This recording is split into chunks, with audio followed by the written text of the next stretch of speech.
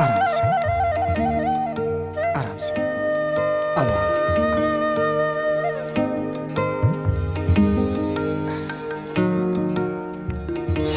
जय भोलेनाथ, हर हर महादेव। प्रणाम पंडित जी। प्रणाम पंडित जी। शारदा बिटिया, ऐसा स्थिति में मंदिर आयल ना भूलू। देखिए तारा तपस्या के फल जरूर मिली। पंडित जी, आज तक हम अपन जब तक में कोनो कमी न रखी। न जाने काहे भगवान हमार परीक्षा लेत बाड़े। भगवान पर भरोसा रखा, आपके छोटा नन्हा मुन्ना बच्चा जरूर मिली। ए पंडित जी, भगवान के दुआ से राउर बात सही होखे। ना तो अब क्यों कोनो अनहोनी भइल नू तो शारदा के साथ हमहू टूट जाए पंडित जी। खुश रहो, खुश जी जी जी पंडित जी। अरे शारदा, शारदा, शारदा का?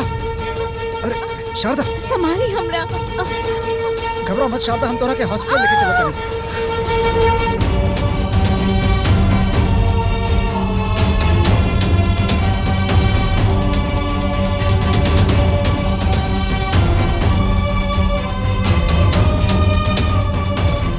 सब कुछ ठीक हो जाएगी। तू चिंता मत करा, माता रानी चाहिए ना तो सब कुशल मंगल होखी।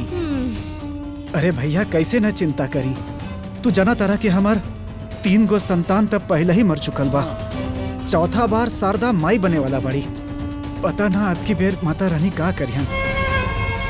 एक कैलाशनाथ बाबू, केवल दुल्हन एगो स्वस्थ बच्चा जन्म देवे जे तहरा के बाबूजी आ हमरा बड़का बाबू बोले। हाँ हाँ।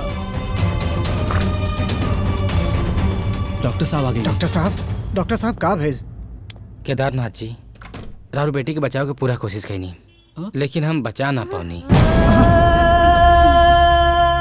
अरे कैलाशनाथ, ए कैलाशनाथ, ए हे कैलाश। भगवान, पता ना कौन पाप हम कैले बा नीचे। खावे वाली माता रानी हमरा के इतना कष्ट देताड़ी। अरे चुप हो जा कैलाश, हिम्मत रखा बाबू, हिम्मत रखा, सब ठीक हो जाए, सब ठीक हो जाए। हम मानत आनी कि शारदा के पूजा पाठ में कोनो कमी ना भइल होखी, पर कहीं ना कहीं हमरा के लागत कि प्रार्थना में जरूर कुछ कमी भइल होखी। न तो माता रानी आपन भक्तन पर ऐसे कैसे कठोर हो सकीली। ए दीदी, अरे तब हमनी के का करी बतावा ना। हमार शारदा त माता रानी के सारा व्रत कैली, सारा पूजा पाठ कैली। अरे गरीबन के त दानो कैली दीदी। लेकिन पता ना हमनी से ऐसन कौन गलती हो गल कि माता रानी हमनी के इतना बड़का, इतना कठोर सजा दे रहल बाड़ी। देखा कैलाश, कबो न कबो अनजाने में हमनी से गलती हो जाला, जेकर अंजाम हमनी के पता भी नहीं खे। पर तू चिंता मत करा, माता रानी जौन सोचले होखी अच्छा ही सोचले होखी तोहरा बारे में। देखा है दीदी, अब ओकर माई बाप के ओकर संतान से बड़ा सुख दूसर और का हो सकेला बतावा ना। ए कैलाश, ऐसे हिम्मत ना हारे के चाहिए भाई। ऐसे हिम्मत हार जाइबा तो दुल्हन के का होगी। हाँ, अब तोहरा के ही इनकर हिम्मत बने के पड़ी है कि ना। हाँ, एक काम कर, तोहरा के याद बा भैया, जब सुलोचना के पैर भारी रहे तो सबसे पहले थावे वाली माता के मंदिर में जाके आशीर्वाद ले ले रहे। और तू भी कोनो न कोनो तोहरा से गलती भइल हुई, तू भी मंदिर में जा, माता थावे वाली से प्रार्थना करा। जरूर माता रानी तोहरा के माफ कर दी है और शारदा के गोद भर दी है। ठीक कहा ताड़ू दीदी, तू एकदम ठीक कहा ताड़ू।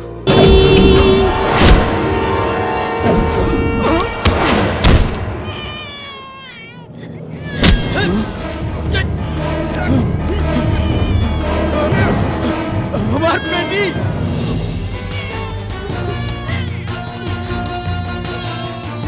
अरे शारदा, ए शारदा, ई बच्ची,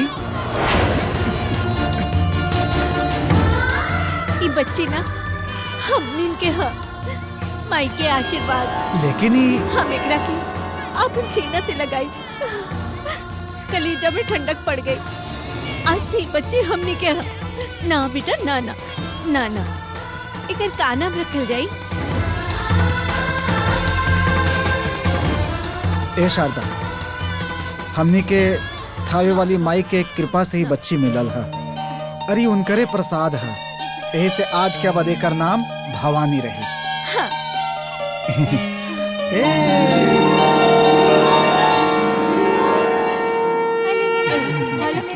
लेकर खाला बेटा ओले ओले ओले ओले ना ना ना ना रोआ मत ला ला दूध पी ओले हमार बाबू ना ना ना ना ना बेटा ओले ले ओले ले ले ले ना ना का देवर जी चुप हो जा जबले रउआ ई बच्ची के बारे में कुछ जानब ना तो एके संतान के दर्जा कैसे दे सकीली? हमार मतलब बा एकर जात का बा धर्म का बा ये सब बिगड़ चलले एके कैसे अपना सकीला? अरे जायदा ए भाभी, अरे साक्षात माता रानी हमनी की झोली में बच्ची के डरले बाड़ी। ई जात पात तो इंसान के बनावल चीज है ना भाभी। और माता रानी ई बच्ची के हमनी के संतान के रूप में दहले बाड़ी। आज के बाद यह बेटिया हमनी के संतान के रूप में रही। हमो देखब कैसे रही।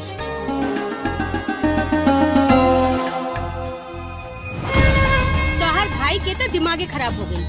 बच्चा के लालच में बुद्धि भ्रष्ट हो गई। अरे सड़क के धूल सड़के में अच्छा लागेला, उसे माथे में तिलक ना लगावल जाला। देखा सुलोचना, हाई माटी से नफरत ना करे के चाहिए। हम देखले बानी जे माटी से नफरत कैले बा ना, वो माटी में मिल गई बा। खरबूजा के देख के खरबूजा रंग बदलेला, ये तो सुन ले रहनी। बाकी तू गिरगिट के तरह काहे रंग बदल रहल बड़ा?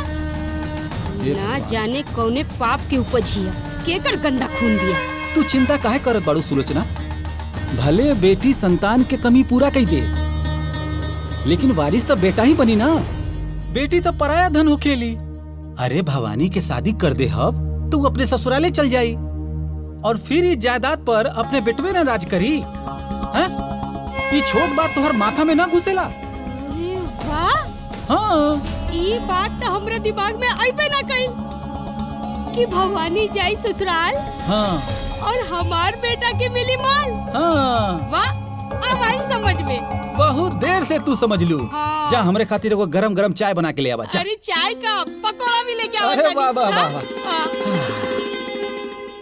हे भगवान, ये बीवी बनावत समय रउआ के एगो रिमोट भी बनावे के चाहत रहे, जेकरा दबोते बीवी अब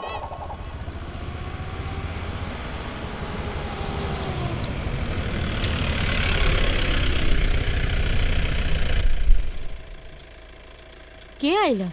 लागत है दीदी आइला ही।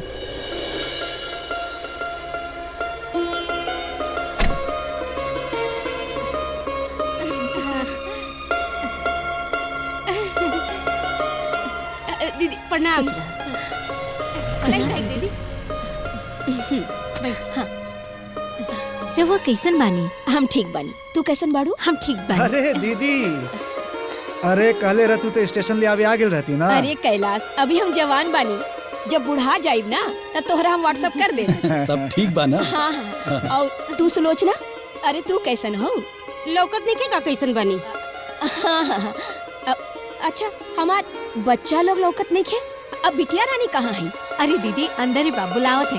भवानी देखा बुआ आइल बानी। अरे बेटा, अरे हमार बच्चा लोग, हाँ सब ठीक बानी?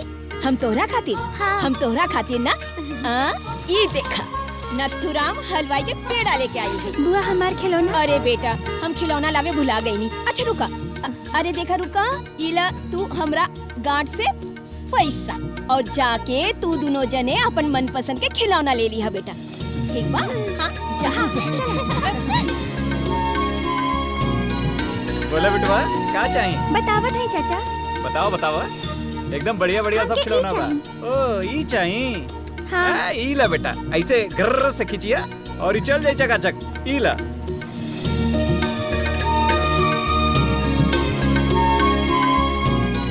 का बिटिया तोहरा कुछ पसंद आइल? ना चाचा, हमके कुछ समझ में ना आवत बा। अच्छा, एगो खिलौना पसंद करे में इतना टाइम लागता तोके, तो दूल्हा पसंद करे में कितना टाइम लगी तोके बिटिया? हमार दूल्हा हमार बाबूजी पसंद करी हैं। अच्छा अच्छा अच्छा अच्छा बिटिया, ये तो बहुत ही बढ़िया बात बा बिटिया। बहुत अच्छा नीक पिक्चर बा बिटिया तोहार। चाचा हमके वो चाहिए। अच्छा ये चाहिए? हाँ। ला।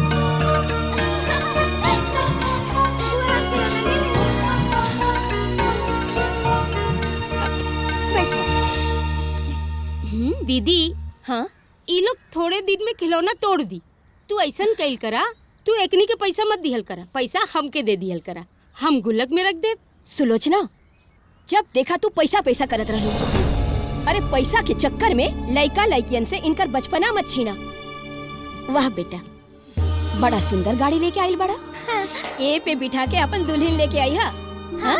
ला आ भवानी, आ बेटा, का लेके आइल बाड़ू? और का लेके आइल हुई? चकला बेलना ये कुल ना करे के बागे चल के।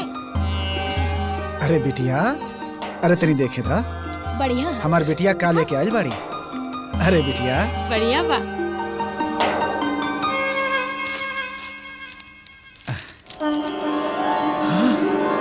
ए शारदा, देखा था ये हमार बिटिया कितना श्रद्धा से खिलौना के बदले ही थावे वाली माता के फोटो लेके आयल बिया हो।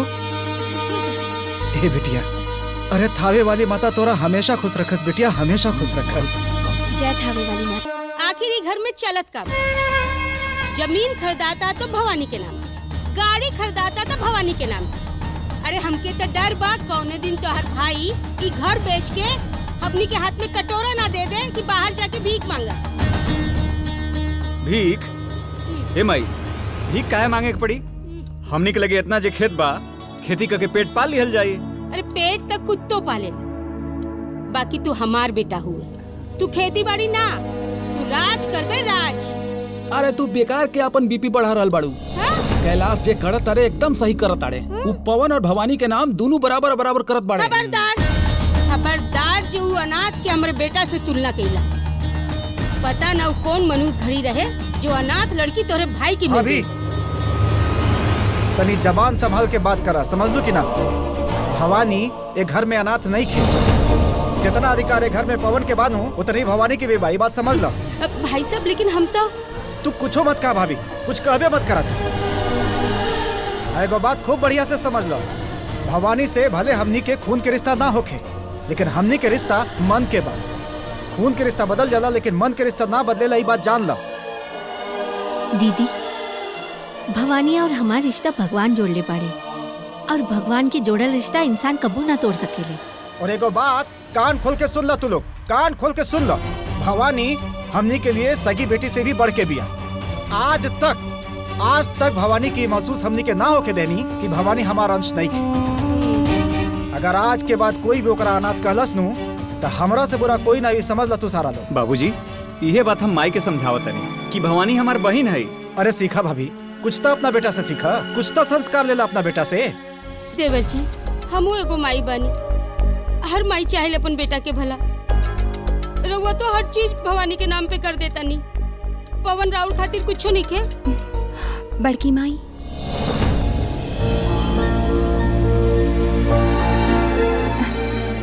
देखी पवन भैया ही घर के वारिस रहलन, बाड़े और रहिए।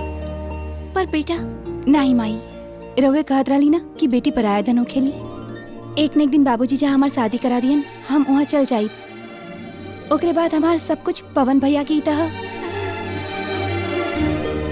बड़की माई, रउआ परेशान मत होखी। हमरा जाए से पहले आपन सब कुछ भैया के नाम करके जाई। बेटा, ये सब बाबूजी तोरे खातिर बनौले बानी, ताकि तोरा के कब्बो कोनो चीज के कमी ना होके। माई, रउआ का चाहता नी? हमसे जे शादी करे वो हमके और हमार संस्कार के देख के करे, ना कि हमरे पैसा और जायदाद के देख के करे। नहीं बेटा, सच्चा जीवन साथी उहे होला जौन प्यार के धन से ना, मन के तराजू से तौले। अच्छा, अभी अदालत ये बर्खास्त कर जात बा, ठीक बा? ठीक बा। माई, हम जाता नहीं।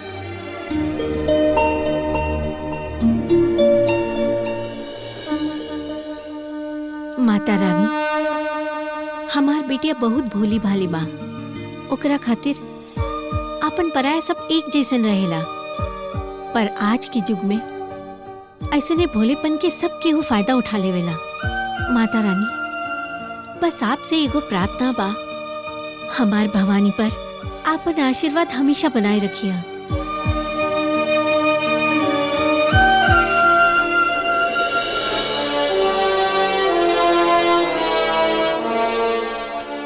बलवंत बाबू, अबहिन राहु शनि पर भारी बा, बुध बृहस्पति के साझेदारी बा, तबे हमार ज्योतिष विद्या जारी बा। अगर हमार बहन बाहर आ जाइए ना तो पूरा के पूरा विनाशकारी बा।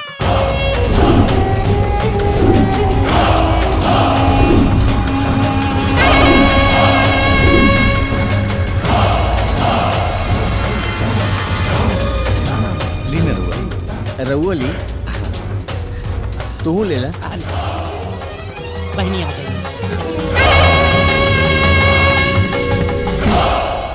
हाँ दुर्गेश्वरी, ई बड़े हमनी के मित्र बलवंत सिंह, रामपुर गांव के जमींदार बड़े। ई अपन बेटी के ब्याह शेखर से करे के चाहत बड़े। दुर्गेश्वरी जी, हमार बिटिया गाय बा गाय। आए ऊ कवन घास खाए वाली का? अरे महाराज, हमरा शेखर के लड़की चाहिए, लड़की, गाय हो ना चाहिए। हमरे बहुत गाय बा। हमार मतलब बा हमार गुड़िया बहुत संस्कारी बा, जौन घर में जाई ऊ घर स्वर्ग हो जाए। अच्छा, और दीदी हमनी स्वर्ग सिधार जाई, स्वर्गवासी हो जाई। ठाकुर साहब, वैसे रउआ के बेटी कितना पढ़ा लिखल बिया? पढ़ा लिखा के कौन हमनी के कलेक्टर बनाओगे बा? भगवान के दिहल सब कुछ बा। मतलब औठा टीप बा का? ओकरा के खाना बनावे त आवेला ना? ऊ बनावेली ना, सिर्फ खाएली। खाना बनावे खातिर घर में 10 गो नौकर चाकर बा। पूजा पाठ त जनते हुई, कई लेत हुई। दोपहर 12 बजे के पूजा पाठ करेला। अरे महाराज, का तोरे गांव में सुबह ना होला का? मतलब रउआ अपने बेटी का खामी ऐसे बताओ तानी जैसे खूबिये गिनाओ तानी। रउआ के बेटी के शादी के ना सुधार के जरूरत है। दुर्गेश्वरी जी, चिल्लाई मत। अगर चाय नाश्ता रउआ कर ले हुई तो जा सके नहीं। ठाकुर साहब बहुत बेइज्जती करेली। बेइज्जती करावे खातिर हमरा के बोलोनी, हम एजे से जाता नहीं। अरे अरे दीदी, हमरे मन के कहलू। जब से हम एकरा के देखनी है ना, तब ही समझ गई। खाए वाला दांत कुछ और दिखावे वाला दांत कुछ और। बनवारी, हाँ। हम पास के गांव से तनी जमीन के काम से ठीक जाते दीदी। ना ना ना ना, 2 मिनट रुका। आसे पास राहु मडराता। हाँ, तहरे कारण राहु ई घर में मंडरा रहल बा। चुप करी, भाई के मजाक मत उड़ाई। ऊ यहाँ रउआ के और हमरे भलाई खातिर पड़ल है। समझ में आइल बात? बहुत भला इंसान बारे। अब शेखर कहीं दिखाई नहीं दे, बाहर गेल बा का?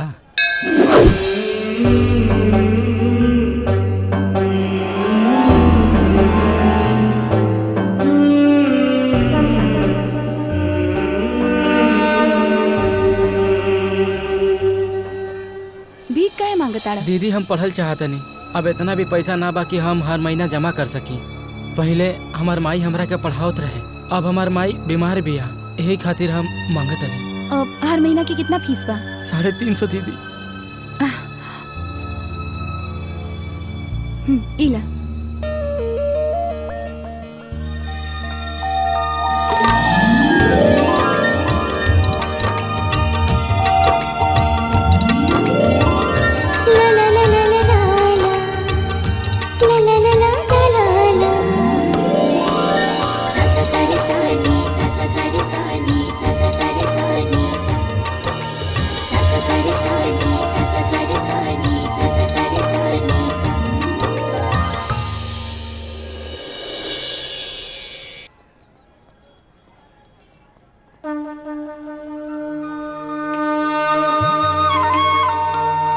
पंडित जी, हम सुनले बाड़ी की माता रानी के दरबार में जे के हो मन्नत लेके आवेला, ओकर मन्नत जरूर पूरा होखेला।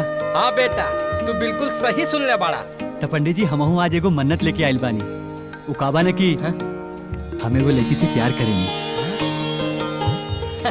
अच्छा बेटा, तो ई बात तो हर समस्या ना पंडित जी, हमार समस्या ई ना बा। हमार समस्या ई बा कि हमके उनका नाम तक पता नहीं खे। तो बेटा, इमे हम तोहर कोनो मदद नहीं कर सकत। काहे कि हम पुजारी बानी, कोनो लव गुरु ना। अरे पंडित जी, रहुआ महान बानी, कदरदान बानी। हम तो कहत बानी रहुआ ई गांव भर के ना, पूरे देश के आन बान शान बानी। उ कहा ना बेटा, उ तो हम बरले बानी। बाकी हम तोहर मदद कैसे कर सकीले? उ लड़की के देखले बाड़ा? अरे ओकर कद काठी कैसन रहल? मोटी रहल कि नाटी रहल? लंबी रहल या कि गोर या करिया रहल? पंडित जी, हम उनकरा बारे में ढेर तो नहीं जानत, लेकिन हम इतना जरूर कह सकेनी कि लंबाई में वो 5 फीट 5 इंच रहे, वजन में वो एकदम टाइट रहे, देखला में वो एकदम वाइट रहे। वो हमारे जिंदगी में ऐसे ना आई जैसे वो कोनो लड़की ना, वो कोनो डायनामाइट रहे। वाह बेटा, तू कितना बढ़िया वर्णन कर रहल बाड़ा। बाकी जो ना लड़की के बारे में तू बात कर रहल बाड़ा ना, ओसनका लड़की एक गांव में एक्के गो बा। के बा पंडित जी? वो हम बानी। पंडित जी, माता रानी के दरबार में हम सुनले रही कि मन्नत जरूर पूरा होखेला, पर इतना जल्दी मन्नत पूरा हो जाई वो हमरा के पता ना रहे। ज्यादा नाटक करे की जरूरत ना बा, हमरा के सब पता बा। हम कई दिन से देख रहल बानी, तू हमार आते जाते पीछा कर रहल बाड़ा। देखी, हमके तोहार नाम तो पता नहीं खे, लेकिन हम अपने नाम के आगे तोहार नाम लिख सकीले। का हम अपने शादी के कार्ड पे तोहार नाम लिख ली? लिख सकेला, लेकिन कार्ड के अंदर ना, कार्ड के बाहर। दुल्हन की जगह ना, मेहमान की जगह। पर काहे? आखिर का कमी बा हमरे अंदर? अच्छा खानदान से बानी, पढ़ल लिखल बानी, और सब हमके कहेला कि हम बहुत हैंडसम भी बानी। देखा, हम तोहर और अपन दोनों के टाइम बर्बाद नहीं के कइल चाहत, और हमकी प्यार व्यार के चक्कर में नहीं के पड़े के बा। हम वही शादी करब जहाँ हमार बाबूजी कहिए।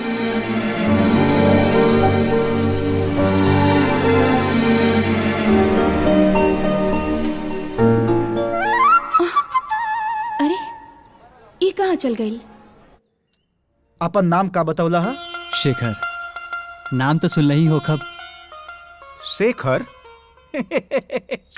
अरे हमरे घरे जब गाय भैंस चरावे जाला ना, तो उना के नाम शेखर है। बोल ना, तो क्या हम अपन सार न बनोली ना, हमरो नाम शेखर ना। कुछ सोचे तनी का? कुछ ना। दुर्गेश्वरी देवी और प्रताप सिंह के नाम तो सुन ले हो खब। दुर्गेश्वरी देवी के बेटा हुआ? हाँ दुर्गेश्वरी जी, जिनकर 500 एकड़ जमीन, 4 गो राइस मिल, 20-20 गो ट्रक और पता न कितना दुकान और का। जी, इतना तमोक नहीं के पता, पर हम उन्हीं के बेटा हैं। हाय देखी, रउरा आपन संपत्ति के बारे में कुछ पते नहीं के। हमरे माई के देखी, दूसरा के जमीन जायदाद, ट्रक, गाड़ी, मिल सब पता बा हमरे माई। ठीक है। ए बेटा, तू एजा का करे आइला हा? जी, भगवान के आशीर्वाद से नाम शोहरत सब हमरे लगे बा। बस एगो प्यार करे वाली चाहिए। 25 साल लेट कर देला है बाबू। अरे भाग्यवान, हाय मेहरारू खोजे आइल बाड़े। माई ना, माई तो इनके पास पहले से बिया। रउआ चुप करी। ए बेटा, तू चाहत का बाड़ा? देखी, हमरा के घुमा फिरा के बात करे ना आवेला। ई घर में एगो लड़की बाड़ी, हमरा के उनका नाम तो नहीं पता, पर हम उनकरा खातिर हम अपन नाम और पहचान सब भुला सकीले।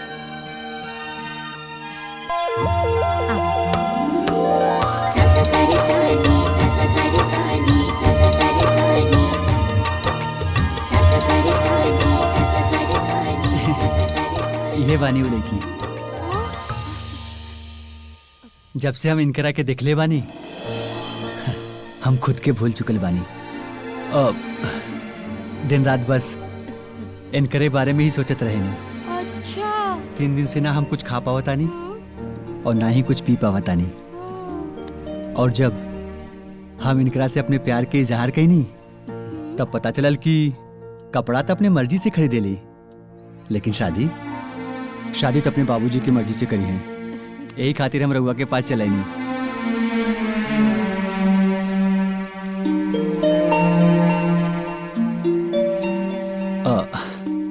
ये हमार कार्ड है और एमे ये हमार नंबर है। हम जाना तानी कि बेटी के जिंदगी के इतना बड़ा फैसला लेहल आसान ना होला। रउआ अपन टाइम ली, और जब रउआ के लाग जाई, हम रउआ के बेटी के खातिर परफेक्ट बानी, हमके नंबर पे फोन कर दें।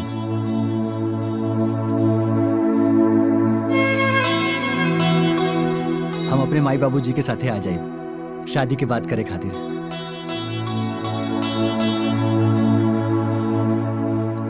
ठीक बा?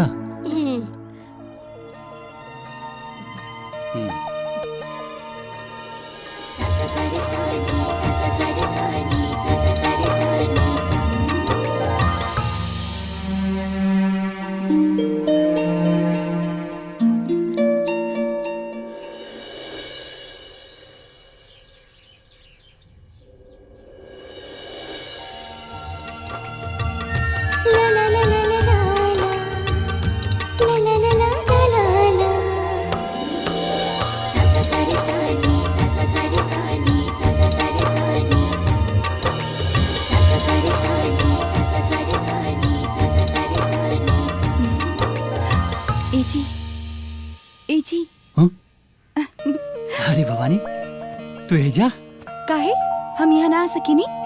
काहे ना? ये तोहरा घर बा। ली चाय।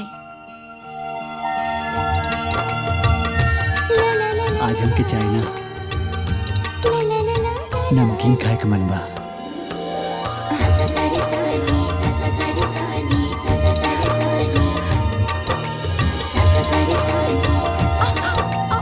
अरे अरे अरे अरे बेटा छोड़ा, अरे बेटा छोड़ा, अरे हम तहार बाप है, प्रेमिका ना। बाबूजी रहुआ वो कहाँ गईली? के क्यों ना बाबूजी? अच्छा अच्छा माना तनी बेटा कि तू बहुत जवान हो गई बड़ा, बाकी तालाब और स्विमिंग पूल में कुछ तो फर्क समझा। अच्छा बतावा ऊ के हिया? बाबूजी केकर बात कर रहल बानी? वाह बेटा, आम कितनो बड़ हो जाए लेकिन रहेला डार के नीचे ही। वैसे ही तू कितना भी बड़ हो जा लेकिन रहब तो हम तहर बाप ही। बतावा के हिया? बतावा, अरे बतावा के हिया? बतावा तो। हाँ, बतावा तनी, छोड़ छोड़। बाबूजी हम ओकरा से पहली बेर मंदिर में मिलल रहली और ओकरा के पहली बेर देखते ही ना हमके प्यार हो गई।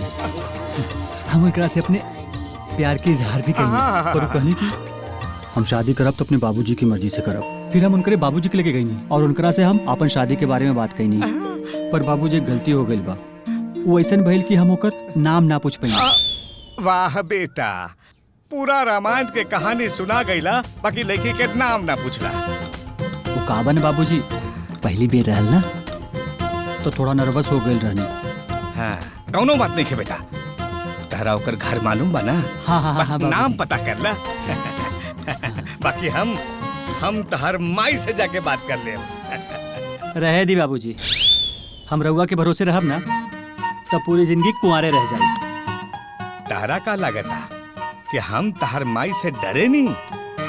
बाबूजी रउआ हमसे पूछ रहल बानी कि हमके बता रहल बानी? अगर रउआ में हिम्मत बा तो चली हमरे संगे और माई से बात करके देखी। ठीक बा बेटा, आज हम तहरा के दिखा देब कि शेरनी भले ही शिकार करेली, बाकी जंगल के राजा था शेर ही होला।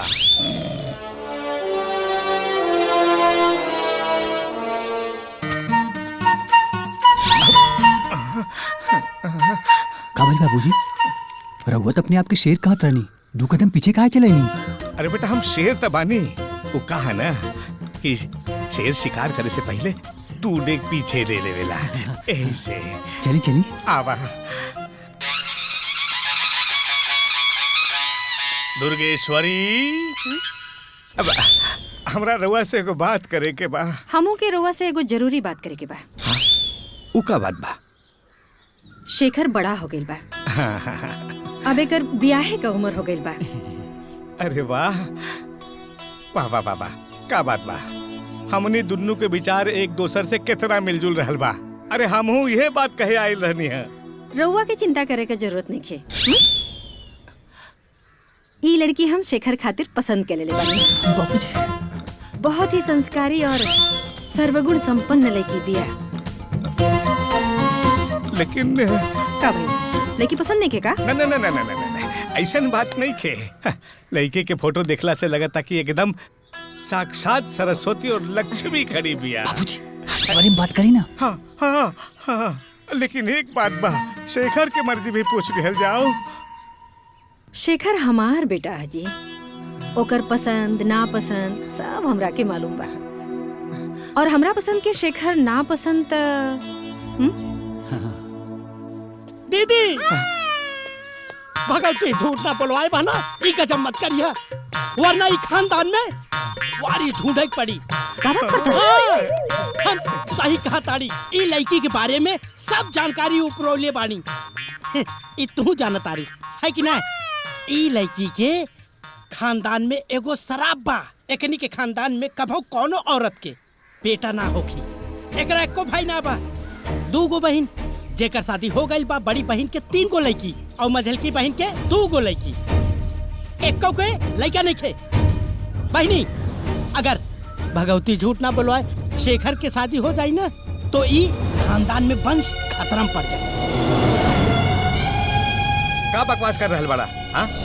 अरे बेटियां तो लक्ष्मी के रूप हो खेली। माना तानी की बेटी लक्ष्मी के रूप होनी, बाकी अब खानदान तो बेटा ही ना आगे बढ़ावाला।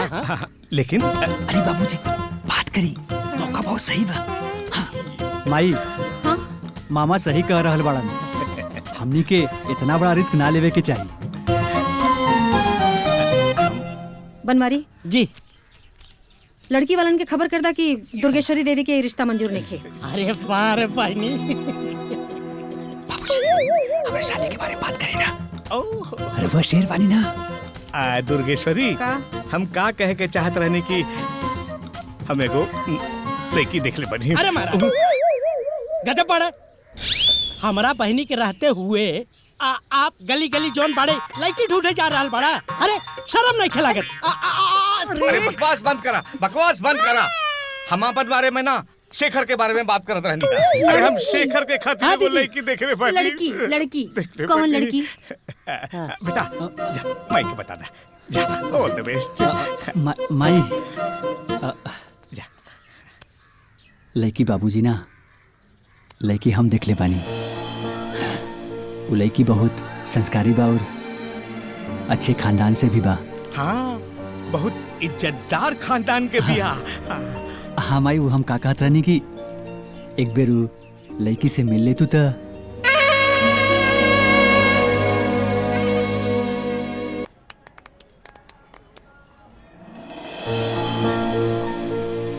बिटिया, का नाम बा तोहार? जी भवानी। भवानी? जय माता बे वाली। है देखा था कितना अच्छा फोटो लगा था। हाँ हाँ। बाना ए भवानी बेटा। जी बाबूजी। ए बेटा, हम अपना आप के बहुत खुश नसीब समझता नहीं जे तोरा ऐसा संस्कारी बेटी हमरा मिलल। जानत रहो बेटी, आज के तारीख में आज के जितना बच्चा लोग बानू वो बिना अपना माई बाप से पूछ ले अपन शादी ब्याह करेला, लेकिन एगो तू बारू जे अपन जिंदगी के इतना बड़ा फैसला अपना बाबूजी पर छोड़ देले बाड़ू। शेखर के और पूरा खानदान के बारे में हम पूरा पता कर ले बानी बेटी। शेखर बहुत बढ़िया लड़का बा, ओकर परिवारों बढ़िया बा, पूरा गांव समाज में ओकर परिवार के बहुत इज्जत बा बेटी। हमरा तो समझा के लड़का एकदम पसंद बा, लेकिन हम चाहता नहीं कि तू अपना तरफ से सोच विचार करके देख ला, ओकरा बाद जन फैसला करबो मंजूर बा हमनी के। बाबूजी रहुआ जैसन ठीक समझी, रहुआ हमार बाबूजी हैं और एगो बाप से बढ़ के अपन बेटी के बारे में और के सोच सकेला। लेकिन बेटा, तोरा के शेखर पसंद बा ना? लेकिन माई, हम चाहता नहीं हमार जाए से पहले हम अपन सब कुछ पवन भैया के नाम कर दी। लेकिन बिटिया। ए शारदा सुना, आज तक हमार बेटी जे चाहली है सारा इच्छा हमनी के पूरा कैली हनु, तो आज भी उहे हुई जौन हमार बेटी चाहिए। हाँ, ठीक बा, हम जाई माई। हाँ जा, संभाल के जाइए। ए शारदा। हाँ? जाना तारो, हर माई बाप के इच्छा होखेला कि वो अपन बेटी के कन्यादान अपन हाथ से करे। आज उस समय आ गेल बा। अरे तू उदास काहे बाड़ू? तू खुश नहीं का? ऐसन बात नहीं की, हमने अपन बिटिया खातिर इतना कुछ बनौली जा ताकि ओकरा के कब्बो कोनो चीज के कमी ना होखे। लेकिन अरे ओकर चिंता मत करी। अरे जे कुछ भवानी के नाम बा वो ओकरे रही। भवानी तो अभी बच्ची भी आ और हमनी सब ओकरा मिल के समझावल जाएगी। हाँ। अच्छा, ती खिचड़ी पक रहल बा, हमो ना पके देवी खिचड़ी। हमर बेटा के हक हम दिला के रहब, चाहे केहू से मांग के, चाहे केहू के मार के। पता ना कहाँ रह गइल बा, जल्दी से घरे भी जाए के बा।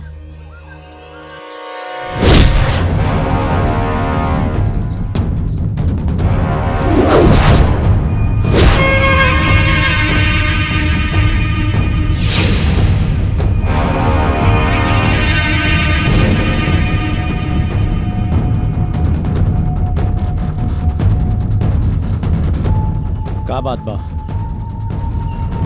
इला एडवांस और इला फोटो, काम हो जाए के चाहिए। पैसा खातिर तो अपने बाप के भी मार सकी ना। रउआ चिंता ना करी, काम हो जाए आपके। काम हो जाए तो बाकी के पैसा भी मिल जाए। बाकी कोनो गड़बड़ ना होके के चाहिए। भवानी के मौत हत्या ना एक्सीडेंट दिखे के चाहिए।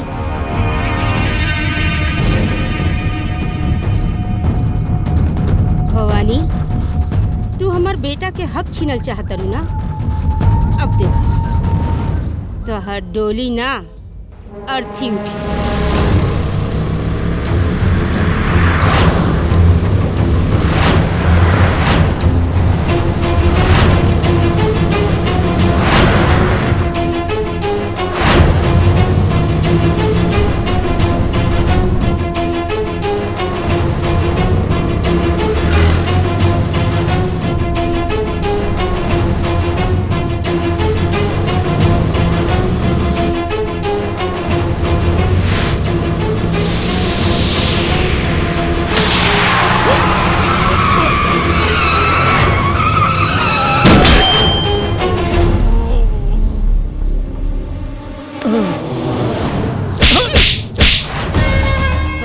गब्बर सिंह जैसन करेले, बाकी एगो लड़की न मार सके।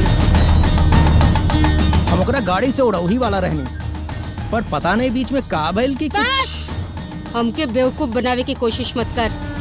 अगर ये गलती दोबारा भइल ना तो तोर का हाल होखी ई तोहू के ना पता। रउआ टेंशन मत ली, हम कुछ सोचता नहीं। अब का सोचता रे?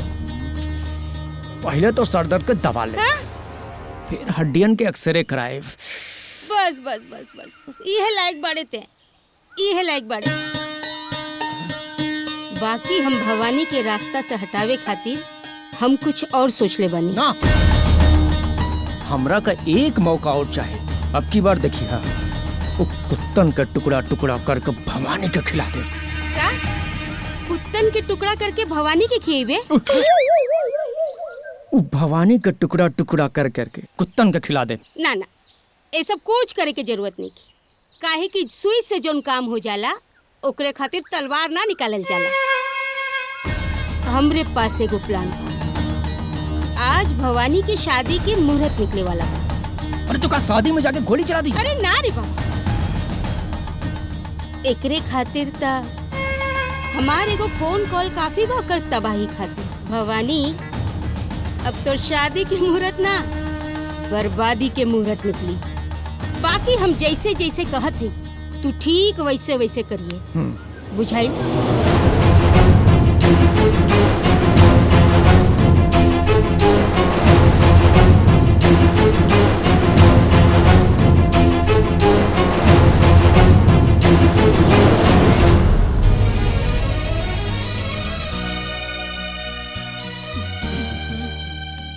वाह, ऐसन कुंडली बनाता कि जैसे भगवान राम और मैया सीता के रहे।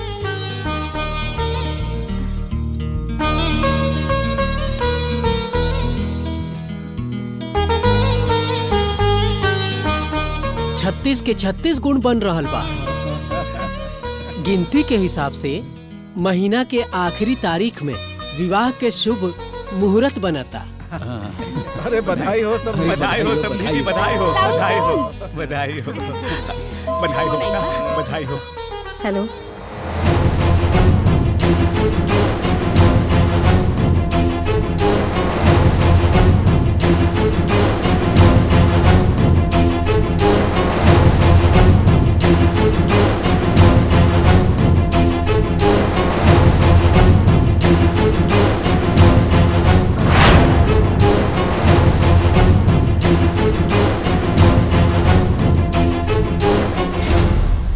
रउआ सभी हमरा से इतना बड़ सच्चाई छुपौनी?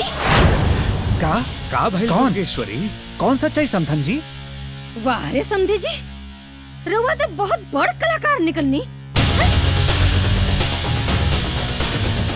एक्टिंग भी कर लेनी और हमरा के पता भी ना चले देनी। वाह भाई, ई का बात कर रहल बाड़ू? काहे सरिया में सबके इज्जत उठा रहल बाड़ू? अरे इज्जत तो ओकर न उछालल जाला जेकर कोनो इज्जत हो। और सुन, तू भवानी से प्यार करेले ना, करे ना प्यार तू जी जान से। ए लोगन में से क्यों तोरा के बतौलस कि इनकर बेटी अनाथ बिया?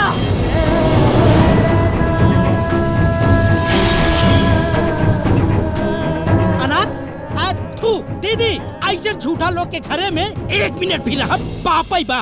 चला का भाई सांप सूंघ गए, ताला बंद हो गए, कौनो जवाब नहीं के सूझा।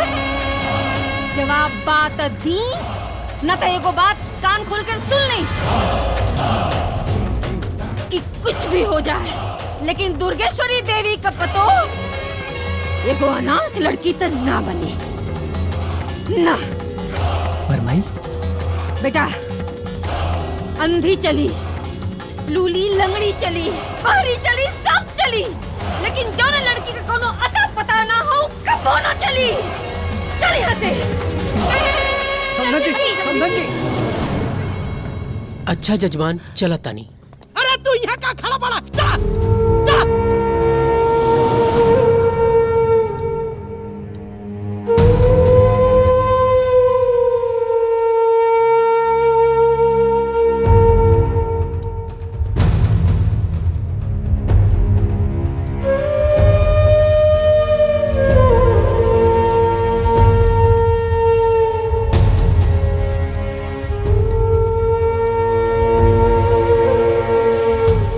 अरे बेटा ये सब झूठ बात बा। अरे तू हमार बेटी हो।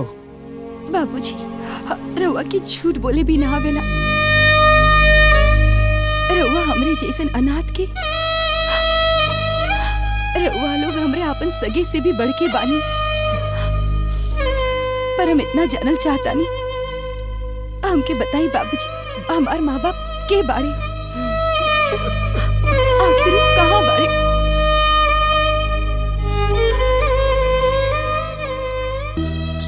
हम रउआ से हाथ जोड़ के विनती करतानी। हम भवानी से बहुत प्यार करीले। हम उनकरा के कोनो भी परिस्थिति में अपनाई। ओकरा खातिर चाहे अपने माई से बगावत काहे न करे के पड़े। देखा बेटा, शादी ब्याह सिर्फ दूगो इंसान के ना होला, दूगो परिवार एगो बंधन से जुड़ेला बेटा। तोहरे माई के खिलाफ जाके हम शादी ना करब। हमके माफ करता बेटा। तो ठीक बा, तो हमरो एगो जीत बा। जब तक रउआ हाँ न करे तब तक हम यहाँ से कहूँ न जाए। ओकरा खातिर चाहे हमके अपन जान भी देवे के।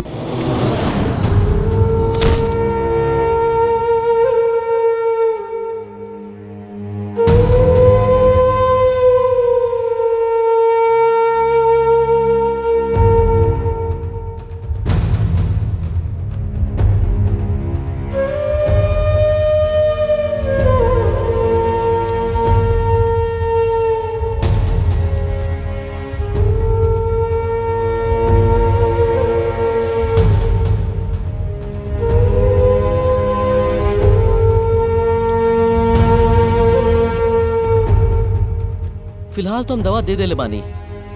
शरीर काफी कमजोर हो गईल बा। आप इनके खाए पिए के ध्यान दी, न तो स्थिति बहुत ही खराब हो जाई। हम चलत तानी।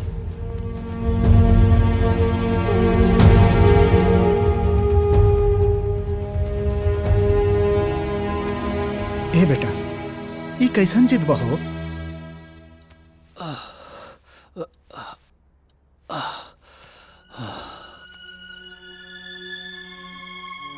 ये हमार जीत ना बाबूजी, अपने प्यार के हासिल करे के जज्बा बा। अगर भवानी हमके ना मिलली तो हम अपन जान दे देव, लेकिन हम हार ना मानब। अब या तो भवानी से हमारी शादी हुई या तो हमारा अर्थी उठी। अब फैसला रहुआ के हाथ में बा। बेटा लेकिन तोहार माई? हो सकेला कि हमारे माई के आशीर्वाद हमरे साथे ना हो, लेकिन वो जगत जननी माँ थावे वाली के आशीर्वाद हमरा के आज जरूर मिली।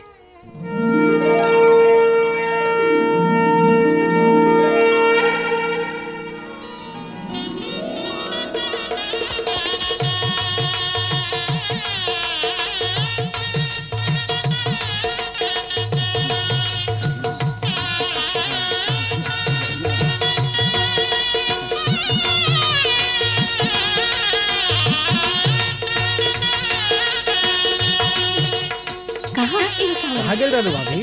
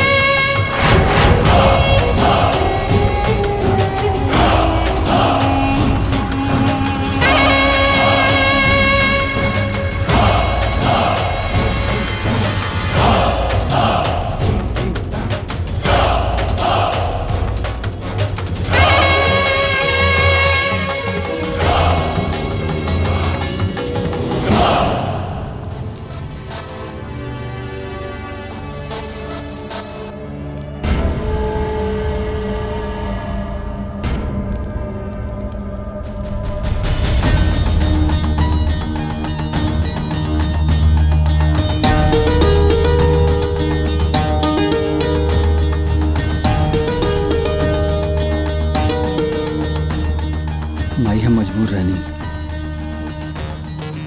हमके माफ कर दी।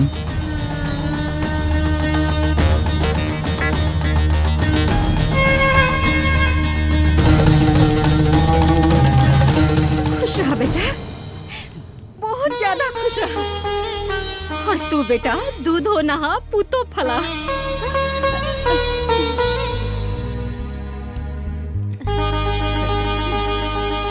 बनवारी। हाँ दीदी। गृह प्रवेश की तैयारी करा भाई। हाँ हाँ।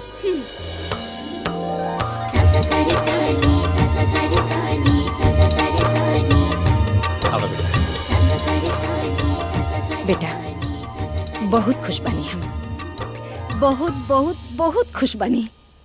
बाकी एक बात का शिकायत बा हमरा के तोरा से।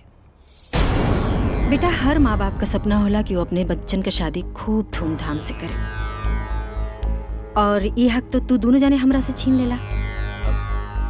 तो अब हम ये चाहता नहीं कि हम खुद तू दोनों जाने का शादी इतना धूमधाम से कराएं, इतना धूमधाम से कराएं कि पूरी दुनिया जवार के पता चल जाए कि दुर्गेश्वरी देवी के बेटा का ब्याह भइल बा। जी माँ जी, रउआ जैसन ठीक समझी। एक काम करें जी। जबले हम धूमधाम से इन लोग का शादी ना करा देते तब तक आप शेखर के अपने कमरे में सुताएं और इनके हम इनका कमरा दिखा देता नहीं। लेकिन दुर्गेश्वरी ई दोनों तो अब पति पत्नी बड़े। तू हमारे इतना सा बात ना मान सकेला? कब? ना माँ जी, हमनी के रउआ के हर बात मंजूर बा। इकनी के मंजूर बा, रुक जाए यहाँ से। चल बेटा आवा बेटा।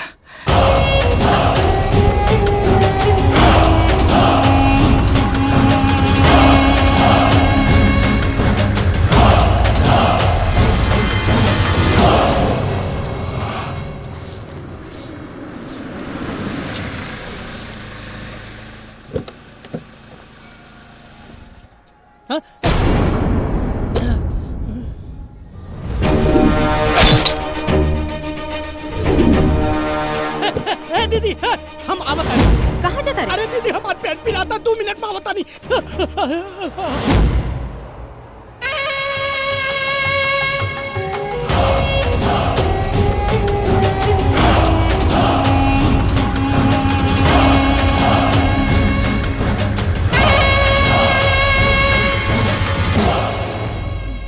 काहे बोलू है? सुनले रहनी कि दुश्मन के दुश्मन दोस्त होला, इहे से हम तोहरे आगे दोस्ती के हाथ बढ़ौनी। तोहरा के हम बतौनी उ भवानी अनाथ हिया, और तू का कइलो? उ अनाथ के अपन पतो स्वीकार कर लेलू। वो हमार मजबूरी रहे। मजबूरी रहे। सुनले रहनी कि तोहार हर फैसला पत्थर के लकीर होला, बाकी तोहार फैसला तो खोटा सिक्का निकला। बहुत जल्दी पलट गई। बकवास बंद करा। हम वो नागिन बानी जेकर काटल पानी भी ना मांगेला सुलोचना। अगर हम गृह प्रवेश के नाटक ना कैले होइत ना तो हमार बेटा हमरा से बगावत पर उतर जाता। अभी हमरा बेटा पर प्यार के भूत चढ़ल बा। ओकरा के हासिल करे खातिर उ कौनो भी हद से गुजर सकेला।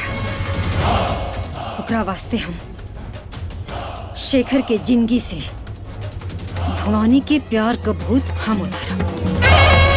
इतना नफरत फैलाई कि शेखर अपने दिल और घर दोनों से बाहर निकाल फेंकी।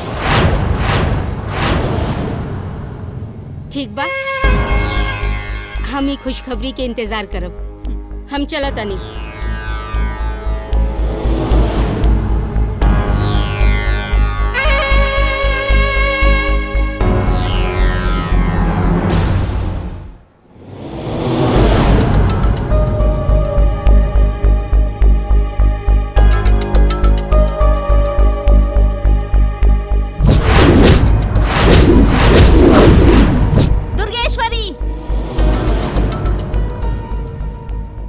अगर माता के मंदिर में खड़ा होके अब माता के भक्त के बारे में ही बुरा सोचबू तो अब शगुन तो होखबे करी। के बाड़ू तू जोन भवानी के इतना तरफदारी करता रो?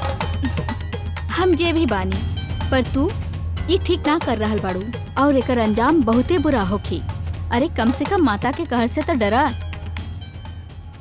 माता शेखर के जीवन से भवानी के निकाल के रहब और एकरा खातिर हम इंसान से ना भगवान से भी लड़ जाओ। और माता रउए के सामने हमार बेटा भवानी से ब्याह कैले रहे ना। आज हम रउए के साक्षी मान के ये बात का वचन देता नहीं कि अपना बेटा के भवानी से मुक्त करके दिखाई। अच्छा चला फिर देखा तानी एगो माता के विश्वास के जीत कि तहर अहंकार के। ठीक बा।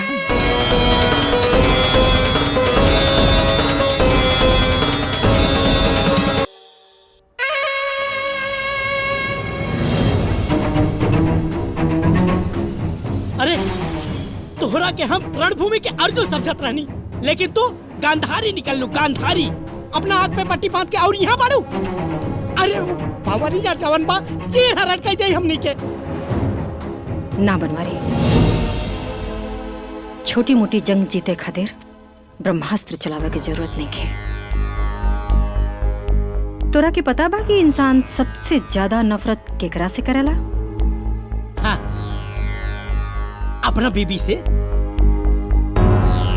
इंसान सबसे ज्यादा नफरत ओकरा से करेला जेकरा से वो सबसे ज्यादा प्यार करेला। बना ले दे भवानी के सबके दिल में अपना खातिर जगह। एक दिन ऐसा नफरत फैलाई न बनवारी कि सब लोग ओकरा के नासूर की तरह निकाल फेंकी। अरे दीदी, प्यार तो तू ही बढ़ौले बाड़ू ना। उस शेखर और भवानी के बीच में लक्ष्मण रेखा क्या खिंचले बा? तू गाना सुन ले बड़े। कौन? दो प्यार करने वालों को जब जब दुनिया तड़पाएगी मोहब्बत बढ़ती जाएगी। वाह दीदी वाह, आज हम मान गई। तू हमार बहन बाड़ू, तुम बाड़ू। बस बनवारी, तू चिंता मत कर। आज से भवानी का उल्टी गिनती शुरू।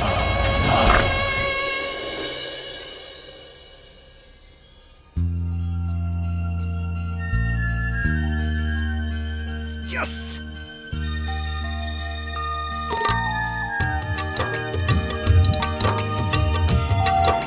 भवानी, भवानी। अच्छा, हमार नींद खराब करके तू यहाँ आराम से कैसे सो सकेलू? हाँ बतावा कैसे? देखा शेखर आ गई। भवानी, भवानी, भवानी। तू यहाँ का करल बाड़ू? ये सवाल तो हमके पूछे के चाहिए। रुआ हिया का कर पानी?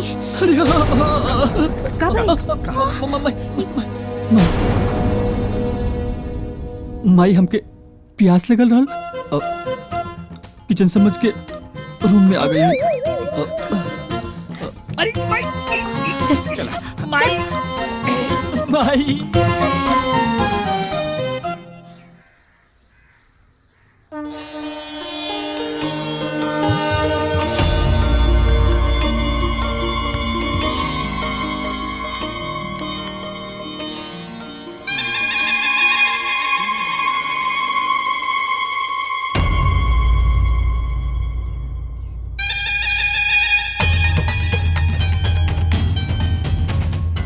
कहल जाला कि केहू के जिंदगी में इतना मिठास ना होके के चाहिए कि ओकरा जिंदगी में शुगर बढ़ जाओ।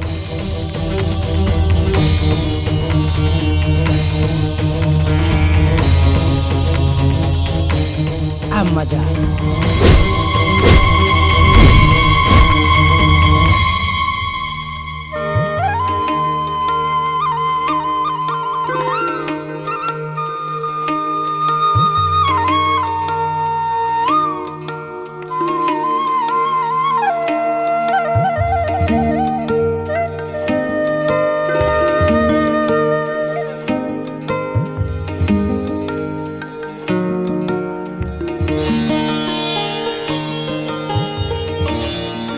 प्रसाद।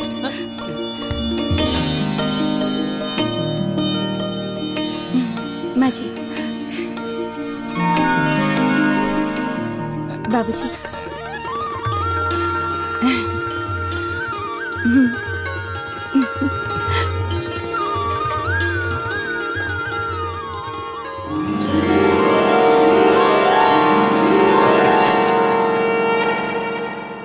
अरे कितना स्वादिष्ट खीर बा। अरे तहर हाथ में तो जादू बा, जादू।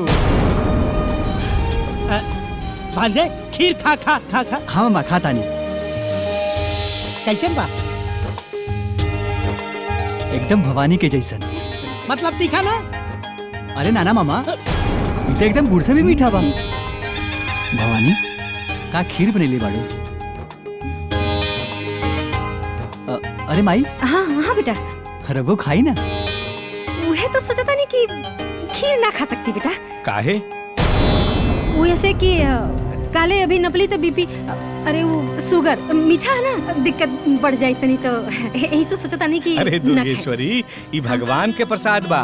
एकरा खैला से शुगर बीपी सब ठीक हो जाई। हाँ खा ला। हाँ खाई खाई। माई खा ली। खाई। जी।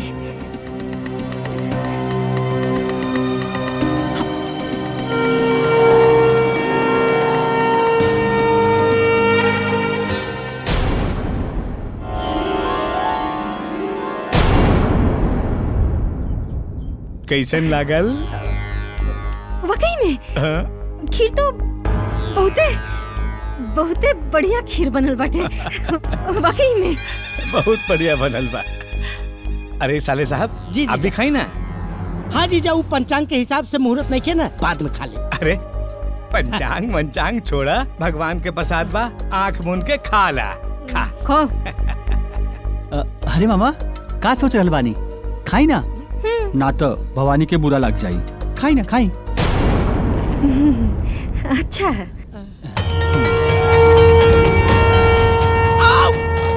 अरे का भेल साले साहब?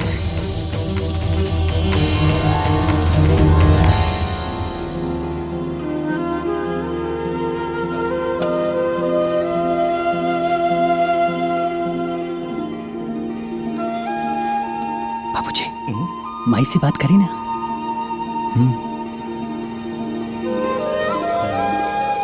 दुर्गेश्वरी, तहरा के पता बा का?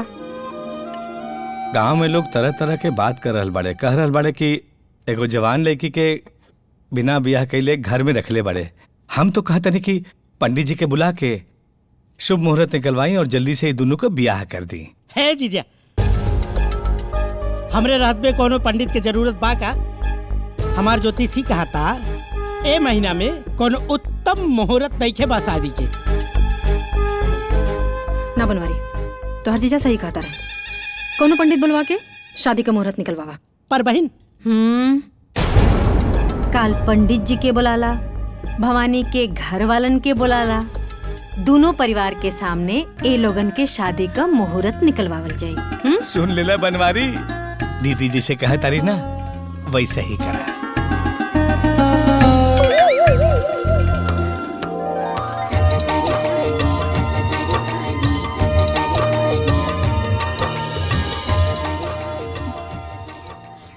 चल बा जजमान? अरे पंडित जी सब ठीक बा, रहुआ आ गई नहीं? अरे बारे पंडित जी ऊ एक काम बा, तनी एहने सुनी ना। हाँ। ऊ जात पानी आप शेखर और भवानी के कुंडली देखे नू। हाँ। लेकिन मुहूर्त हमरा कहला के अनुसार निकल गया, समझा ताड़ा ना? ऊ गुण अवगुण मिलावे के ना, इस सदिया तोड़े के पा। और अगर ऐसे ना भइल तो रहुआ समझ लेही हमारा बहन के पास दक्षिणा के साथ साथ गनौ बा। अरे जजमान रहुआ चिंता मत करी, वहाँ पूजा पाठ के सब तैयारी हो गई बा जजमान। हाँ। वहाँ बोलबाल हमार हुई पर शब्द राउर होखी। वाह वाह, राधे राधे पंडित जी। राधे राधे। वाह वाह, राधे राधे। चली तब चली राधे राधे। दूध दही खीर तो सब चली। चला आवा आवा आवा मार पंडित जी।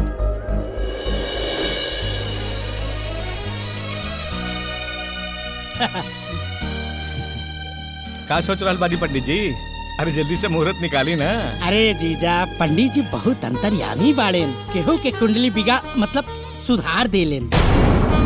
हाँ पंडित जी, देवी माता के नाम लेके कोनो शुभ मुहूर्त निकाल दी। हाँ निकाल दी। हाँ।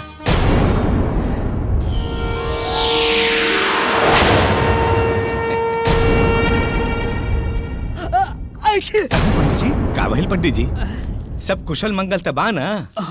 अरे तनी छींक आ गई है, इहे से तनी छींक लेनी है। शुभ समय में छीके के ना चाहिए, छीक बंद करी और जल्दी से शुभ मुहूर्त निकाली।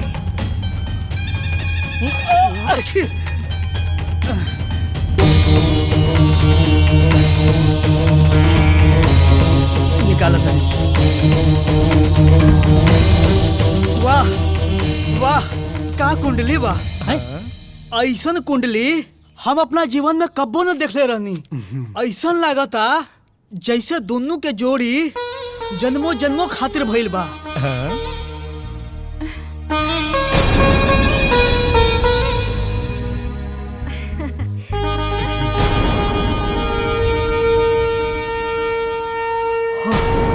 ये हमके का हो गइल? ये हम का बोल रहल बानी?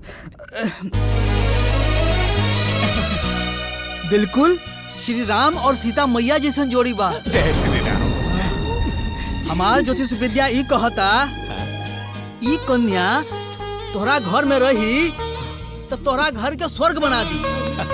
अरे पंडित कौन के बारे में बतावा?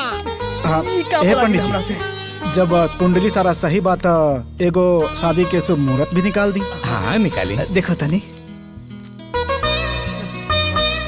जजमान, ई महीना के 28 तारीख के शुभ मुहूर्त बा।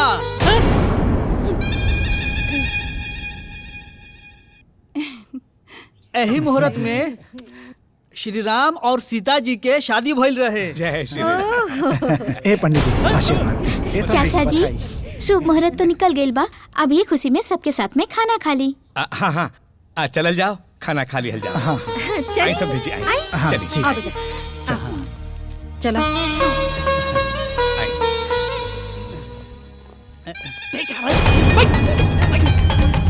तोहरा किया बोला ना राली लंका दहन करे बते और तई सुंदर कांड सुना देले तोर देख अब कैसे। अरे जजमान, हम तक कांटा बरसावत रहनी, पता ना अपने से कहां से फूल बरसे लागल।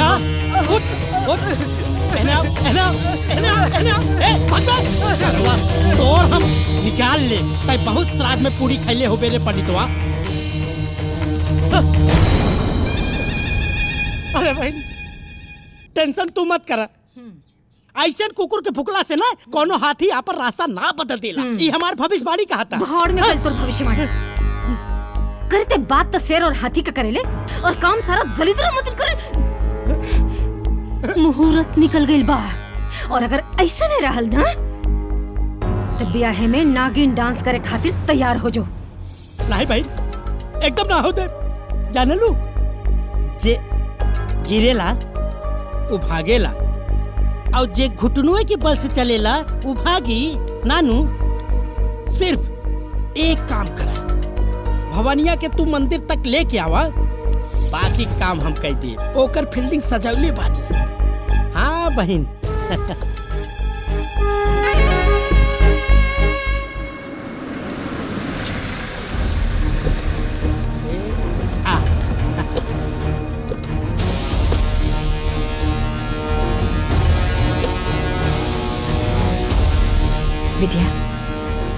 हम सोचतानी कि माता रानी के दर्शन कर लेवल जा, जिससे कि तोरा जीवन में कोनो तरह का कष्ट ना हो।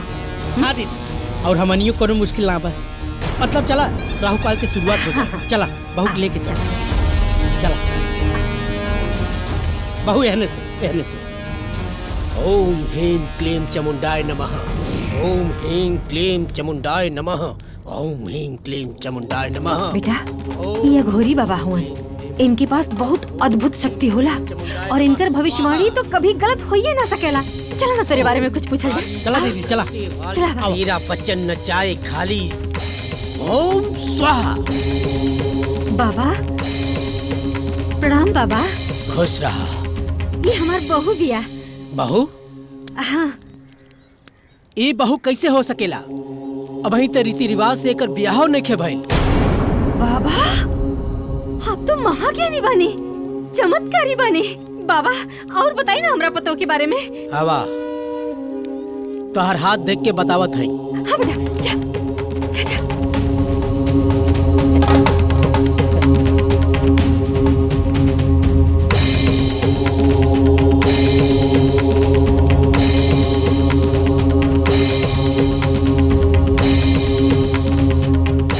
ये कन्या तो बहुत भाग्यशाली बा,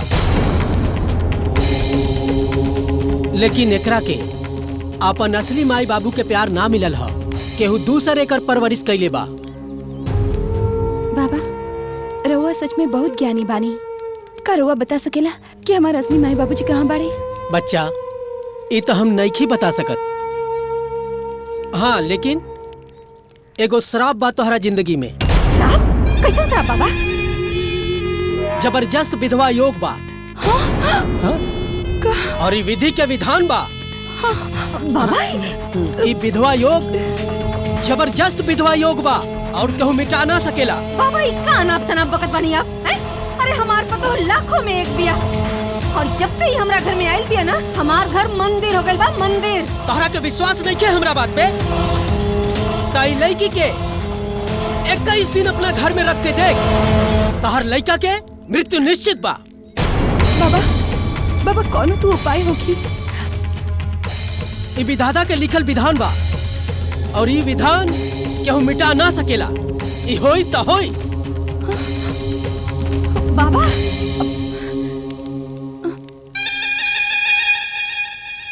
अगर हमके पहले पता हो कि एक्टिंग कैले से इतना पैसा मिलेला तो हम काहे के भीख मांगती। या देवी सर्वभूतेषु शक्तिरूपेण संस्थिता नमस्तस्ते नमस्तस्ते नमस्तस्ते नमो नमः। का रे तो के भगवान के नाम पे भी झूठ बोले में शर्म नहीं आवत? कैसन झूठ? भगवान तो पैसा होला। आई भगवान कैसन? पत्थर के भगवान तो मंदिर में छुप के बैठल बाड़े, ओकरा से कौन डर बा? अगर तोरा जैसन इंसान ई धरती पे रहल ना तो हर भक्तन के भगवान पर से विश्वास उठ जाई। देवी सर्वभूतेषु शक्तिरूपेण संस्थिता नमस्तस्ते नमस्तस्ते नमस्तस्ते नमो नमः। या देवी सर्वभूतेषु शक्तिरूपेण संस्थिता।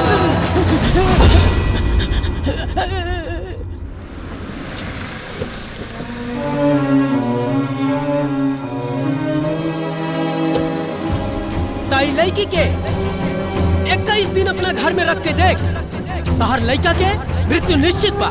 ताई लड़की के 21 दिन अपना घर में रख के देख, तोहर लड़का के मृत्यु निश्चित बा।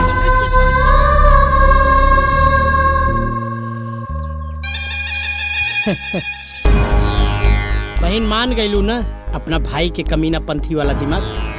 जीत के जश्न की तैयारी करा। अब ही नाम है। अभी भवानी के मन में अपने पति की मौत का खौफ पैदा हो गए थे। अरे बहन वो सब चिंता छोड़ दी ना, हम सब सेट करके रख ले बने। चल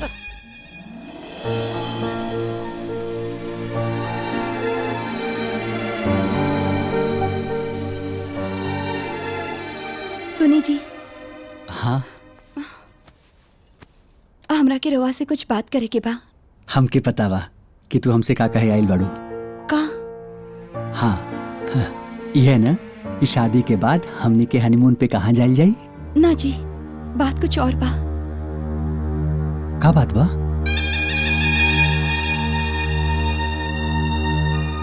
बात दरअसल हाँ? अरे अब शुरू होगी मौत के खौफ। रुका, हम लाइट के काबिल देख के बतानी, फिर हम दोनों जने बात करल जाई, ठीक है?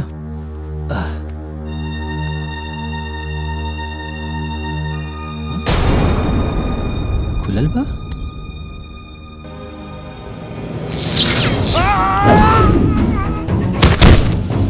बेटा बेटा ये सब कैसे भइल? पता ना पापा, वो शायद हमसे भी के वार कटल रहे। हे भगवान, ये हमरा भांजा के का हो गइल बा? हे भगवान बतावा हे बहन, हमरा के लागत तू अघोरिया के भविष्यवाणी की शुरुआत हो गइल बा। शुरुआत? कैसे शुरुआत? अरे रुआ देखते न बानी शेखर के हालत। ले जाइए एकरा के ओकरा कमरा में। चलो बेटा ले जाइए। अब दुल्हन तू शेखर के ओकरा कमरा में छोड़ के आवा, कुछ जरूरी बात करे के बा। बहन तीर एकदम निशाने पे लगल बा। अब देखिए इस शेखर के बचावे खातिर भवनिया अपन शादीशुदा जिंदगी के बलिदान दे दी। ना बिल्कुल ना बनवारी, एकदम ना। का बकवास करता रहता है? अरे हम भवानी के वचन दे चुकल बनी कि ओकर बियाह हम अपना बेटा से कराएब। का बात करता है? अरे तो का तू अपने वचन निभावे खातिर अपने बेटवा के आगे में झोंक देबू? अरे हमरा कुछ समझ में नहीं आवत कि हम का करी। हमार खुद मन बहुत घबराता, नहीं की समझ पाओ कि का करी। दीदी अच्छा एक बात बता, अगर भवानी के हमरे बेटा से तनखो प्यार हो, ओकर फिकर हो, तू ई बात के मान के यहाँ से चल जात ना रे। वो का करते यहाँ? ओके ना ना रहना चाहिए। हम कैसे गए रे? बहुत प्यार करे ले वो। माँ जी। हाँ बेटा। माँ जी। हमरा बेटा के बचा ला बिटिया, हमरा बेटा के जिंदगी को भीख देता हमरा के। माँ जी काहे रउआ हमके पाप के भागीदार बना रहल बानी? माँ जी नहीं बेटा, हम बहुत डराल बनी। एगो मतारी अपने बेटा की जिंदगी का भीख मांगती है बेटिया। देता हमरे बेटा के बचा ला बेटिया, बचा ला बेटिया।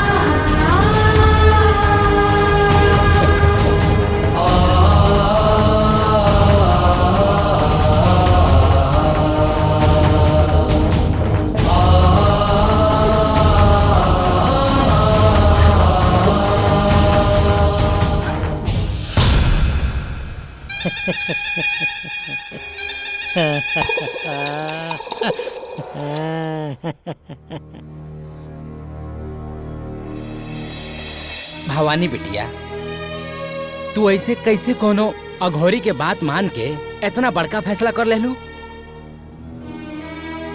मारे वाली भी मैया और बचावे वाली भी मैया। हम तो यह कहा बिटिया कि तू अपना ससुराल लौट जैतू। ना पंडित जी, हम अपना स्वार्थ खातिर अपना पति की जिंदगी दाव पे ना लगा सकेनी। हमरा बिटिया खनी तू बाड़ू।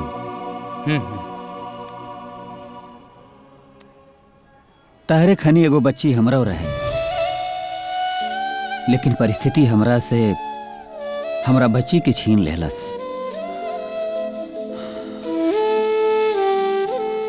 ससुराल ना सही त नैहर लौट जा तू। नहीं के जा सकत। कहल जाला जब एगो औरत के डोली ओकर मायके से निकले ले तो ओकर बाद ओकर मायका पराया हो जाला। अब नहीं तो हम अपन ससुराल जा सकीले और नहीं अपन मायके। बेटिया, हाँ, जेकर केहू ना होला नु उनकर ही माता रानी होली। आज जब तू इनका शरण में आइए गेल बाड़ू बाबू तो यही जा रही है। माता रानी तहरा खातिर जरूर कुछ अच्छा सोच ले हुई है। आ तू देखिए, माता रानी के कृपा से तहरा जीवन में सब कुछ अच्छा हो जाए। लेकिन पंडित जी, लेकिन वोकिन कुछ ना बिटिया। हाँ। माता रानी तहरा के जानबूझ के अपना शरण में बुलौले बाड़ी। अब अपना जीवन के सारा फैसला ठावे वाली मैया पे छोड़ दा, सब ठीक हो जाए।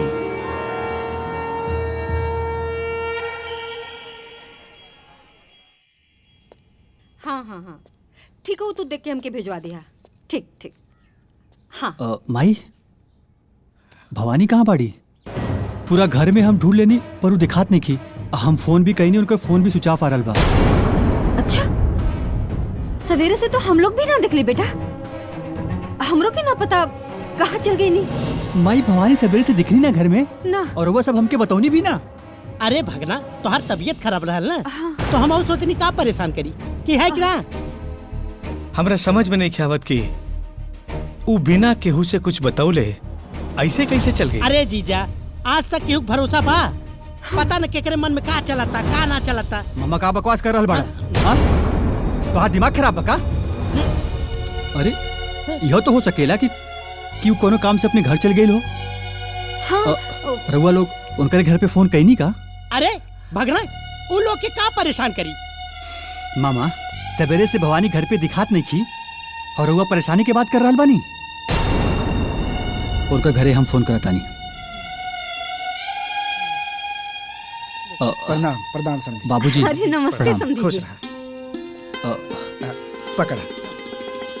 बाबूजी, भवानी राउर घरे गए नहीं का? भवानी नहीं खे। भवानी तो एजे हो खिनू। हम तो ई पेपर पर भवानी से साइन करावे आल रहनी हा। भवानी यहाँ नहीं खे ते कहाँ गई? बाबूजी, हमके लागल कि उरउए के घरे गई बानी। हाँ। बेटा, हो सकेला कि हम यहाँ आईनी हा, भवानी वहाँ घरे पहुँच गई होके। तू रुका, हम घरे फोन करके देखा तानी। हाँ बाबूजी, शायद ओजे हुई। हाँ ठीक। Hello hello. शारदा, हाँ। भवानी ओइजा पहुँचल बिया का? ना तो। का? अच्छा अच्छा ठीक बा, तू रुका, हम पहुँचता नहीं यहाँ पे। शेखर बेटा, भवानी ओइजा नहीं खे। भवानी ओइजो नहीं की? तो भवानी कहाँ गई होगी? हो सकेला कि हाँ ठीक। हाँ, बाजारे गई हो, ओकर सहेली के फोन लगा के। अच्छा तो ठीक बा, हम गांव के आसपास में ढूंढ के आवत आनी। हाँ हाँ। तू हमारे साथे चला, हमनी दोनों गांव में चल के भवानी के ढूंढ ले जाए बेटा। हाँ ठीक बा, चल। हाँ। बेटा, लेकी के दिखला नहीं की देखला। भैया भैया के दिखला कहीं?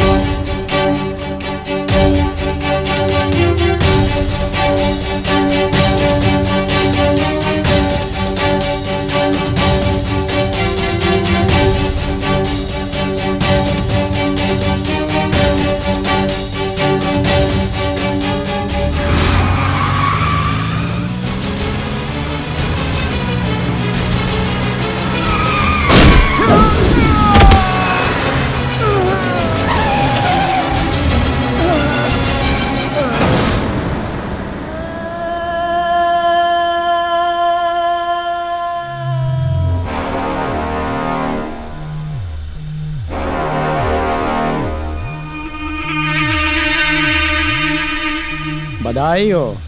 तोहार काम हो गइल। हमार पैसा तैयार रखिए, आवत बानी। इतना भी का जल्दी बा? हमरे तक मौत के खबर पहुंच जाई तो तोहरे तक पैसा भी पहुंच जाई। ठीक बा। हमार पवन के हक केहू ना मार सके, चाहे वो भवानी होखे चाहे वो कैलाश नाथ। बिटिया चला तू घरे चला। कहाँ भल पंडित जी? चला तोरा घरे चले कहा। कौन घर पंडित जी? अब हमार कौनो घर नहीं खे। तोहरा बाबूजी के घर है बिटिया। तोहरा उनके याद ना आवेला? उ तो आवेला, पर हम उनके और दुख नहीं खे पहुँचावल चाहत। ना बिटिया, अब उनका के केहू दुख ना पहुंचा सकेला। का भल पंडित जी? हमार बाबूजी ठीक तो बाड़े ना? बिटिया तोहर बाबूजी ये दुनिया में ना रहले। ना पंडित जी।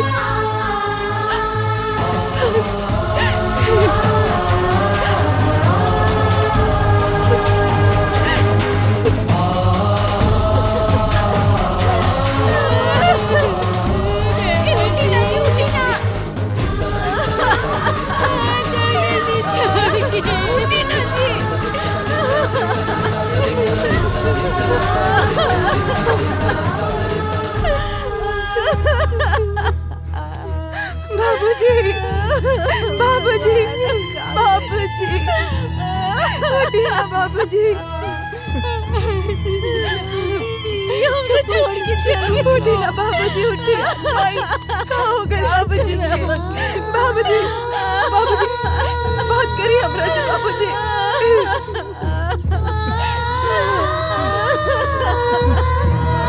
बाबूजी, बाबूजी उठिए ना। बाबूजी, बाबूजी बात करिए हमरा से, बात करिए बाबूजी। लेकिन कहोगे, लेकिन हमारे बाबूजी की कहोगे हमरा से बात नहीं की कर रहा बाबूजी। लेकिन बाबूजी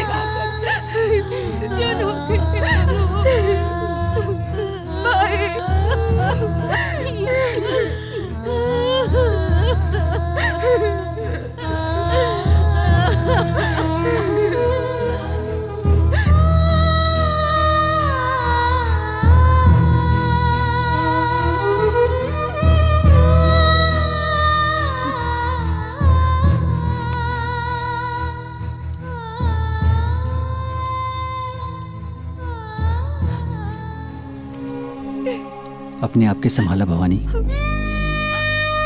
जान होके के रहल तवन तो हो गई, पर तू ये ठीक ना कैलू। अरे वो पाखंडी की कहला पर तू हमके और अपने परिवार के छोड़ के चल गईलू। हाँ भवानी बेटा, शेखर ठीक कह रहल बड़े। अरे जीवन और मरण तो सब भगवान के हाथ में होला। अरे ऐसे बात ना बजीजा जी, हमरे जैसे बहुत ज्योतिष बाड़े, लेकिन केहू के भविष्यवाणी कबो गलत भइल ना भइल ना। अरे तू तो चुप ही रहा। अगर इतना भविष्यवाणी जानत रहता तो यहाँ बैठ के पड़ल रहता। हाँ भवानी, तहार बाबूजी हमेशा यह चाहत रहले कि जहाँ तहार शादी होखे वहाँ तो खूब खुश रहा। अब देखा ना, शेखर जैसन प्यार करे वाला पति मिलल बा, अमाई के रूप जैसन तोहरा सास मिलल बाड़ी, और बाबूजी जैसन तोहार ससुर बने। हम तो यह कहब बेटा कि तू अपन ससुराल चल जा, लौट जा वहाँ, काहे कि अब उहे तोहार घर बा। हाँ बिटिया, तू शेखर के साथ ही घरे चल जा, ना तो तोर बाबूजी के आत्मा की शांति न मिली। पर माई भवानी, आज भी तू ढोंगी बाबा के बात पे विश्वास करता रू? ओकरा के अधिकार दे ले बा? वो कौन होला जिंदगी और मौत के फैसला करे वाला? हम एक बात बता देता नहीं, अगर वो हमरा के मिल जाई ना तो ओकरा हड्डी के चूरमा बना के हम ओकरा से मंजन करब। ये हमार वादा बा। परवर कुछ ना। देखा भवानी, अगर तू एहिजा से अपने घरे ना चलबू तो हम हो एहिजे रहब। पवन, चल के हमके एगो कमरा दे दा। हाँ जीजा जी, रहुआ हमरे कमरा में रहब। अभी आप रहुआ हमरे साथे चली। और बाबूजी, हमार सब सामान एहिजा भिजवा दी। अरे लेकिन बेटा लेकिन कुछ ना माई, भवानी हमार जिंदगी भी है, और जब भवानी वही जाना चाहिए तो हम जाके क्या करब? पवन चल चल के हम क्या अपन कमरा दिखा दा। ठीक बा, अच्छा चली।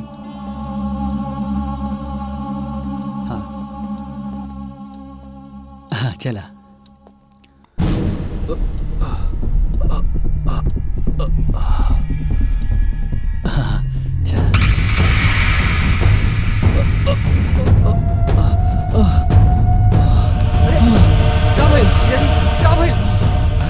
अरे बोली ना बाबूजी।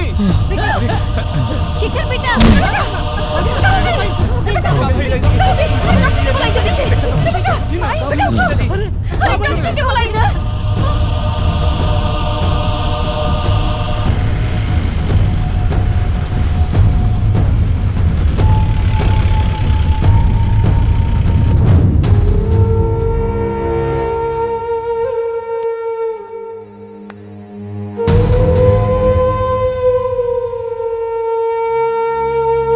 सब ठीक हो जाए।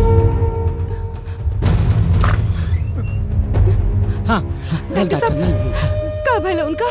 डॉक्टर साहब हमार बेटा ठीक तो बाना, ओकर वो ठीक तो हो जाए ना। देखिए हमने उनका पूरा चेकअप कर लिया है, पर डॉक्टर साहब हमार बेटा ठीक तबा ना। देखिए हिम्मत रखिए, उनको जो भी होके डॉक्टर साहब साफ साफ बताइए, हमार बेटा ठीक तो हो जाए ना। वो शेखर को ब्रेन कैंसर है।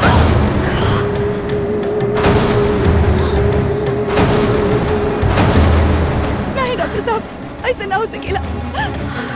रउआ कह दी ये सब झूठ बा। नहीं डॉक्टर साहब एक बार फिर से देखिए ना, कोनो दूसरे का रिपोर्ट कुछ देख ली ना। देखिए आप हिम्मत से काम लीजिए, हम उनका ट्रीटमेंट कर रहे हैं, लेकिन बचने के चांसेस ना के बराबर है।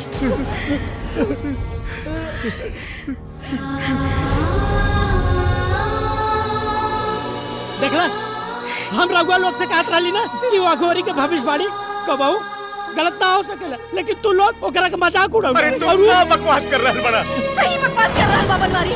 लोग देखे रहुआ के ये सब कुछ एकरा वजह से होता, सब कुछ एकरा वही सजा मिलता आज शेखर के।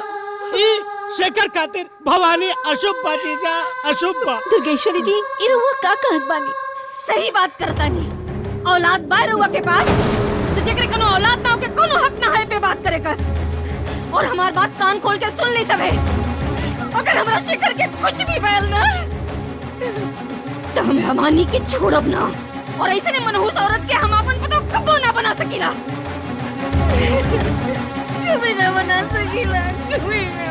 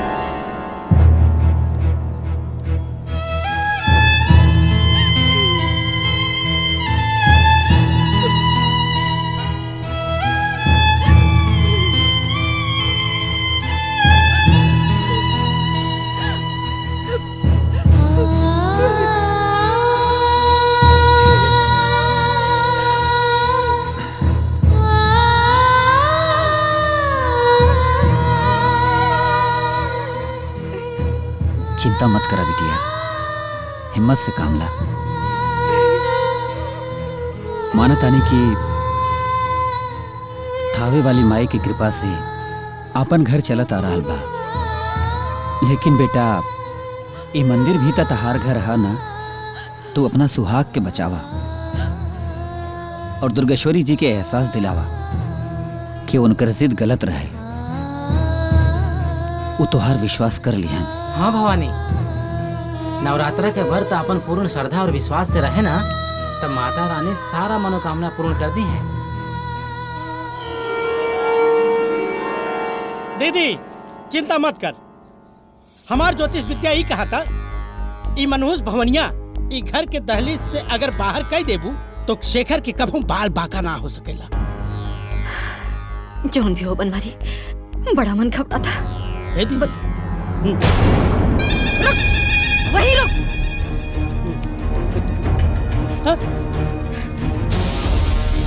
अब का चाहिए? अब का लेबू? अब पेट ना भरल, भाग यहाँ से। माजी रउआ हमार बात तो सुन ली। हमरा के कुछ नहीं की सुने की तोरा से, कुछ नहीं की सुने के, काहे नहीं के समझत। देखा हमने की चाहत कि तोहार मनहूस कदम है घर में पड़ा। बुझाई हमरे बेटा के जिंदगी बख्शा, हमरे बेटा के जिंदगी बख्शा। तू जा यहाँ से। माजी हम यहाँ कुछ लेवे ना, बाकी उनकर जिंदगी बचावे आयल बानी। हम यहाँ रह के उनकर सलामती खातिर 9 दिन के उपवास रखब। हमार यकीन करी माजी, वो जल्दी ही घर वापस आ जाइए। दीदी माना एकर बात मत सुना। ई 7.5 पिया जौना कुंडली पे बैठ जाए ओकर कुंडली बिगड़ जाई। हम तो कहा था एकरा के निकाल फेंक। निकाला माजी, माजी हमारी बात तो नहीं सुना तुझे। माजी यहाँ से हमारी बात तो सुन के बाहर निकाले के फिर सलामती खा। माजी और सुन, ई घर का ए पूरे गांव में तोरा के ठाव लेवे ना दे। बुझाइल? चल भाग यहाँ से, भाग। ठीक है माजी, रउआ भले ही अपने घर के दरवाजा बंद कर देले बानी, पर माता रानी के दरवाजा हमरा खातिर हमेशा खुलल बा। हम मंदिर में माता रानी के सामने 9 दिन के उपवास रखब, उनका मौत के मुंह से छीन के ले आई। है दीदी, दीदी अरे काली नागिनिया, काला जादू सिखले बा, निकाल फेंका का, फेंका के रख। अरे ते हमरा के बेवकूफ बनावता रे, हमरा के। भाग यहाँ से, चल निकल। कल नहीं कहेगी। बनवारी जी बंद कर दरवाजा। बंद करा थे।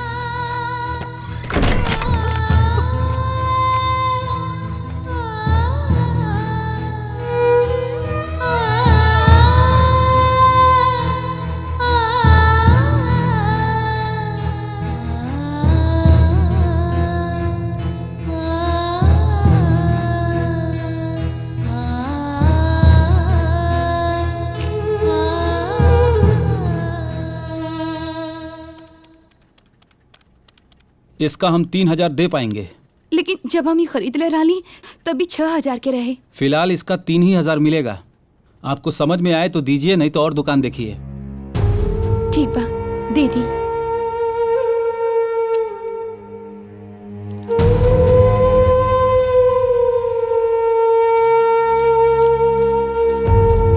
ये लीजिए। धन्यवाद। नमस्ते।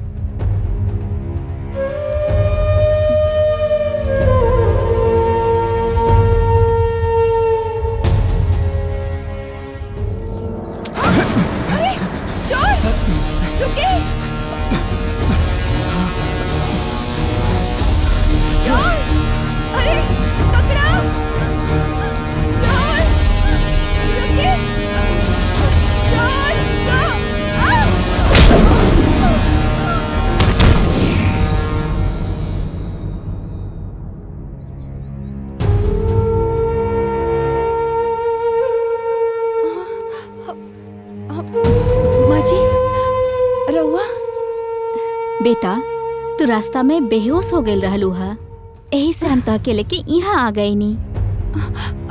माँ जी हमके जाए के बा, वो चोर हमार पैसा लेके भाग गई। अब हम अपन पति खातिर उपवास कैसे रखी?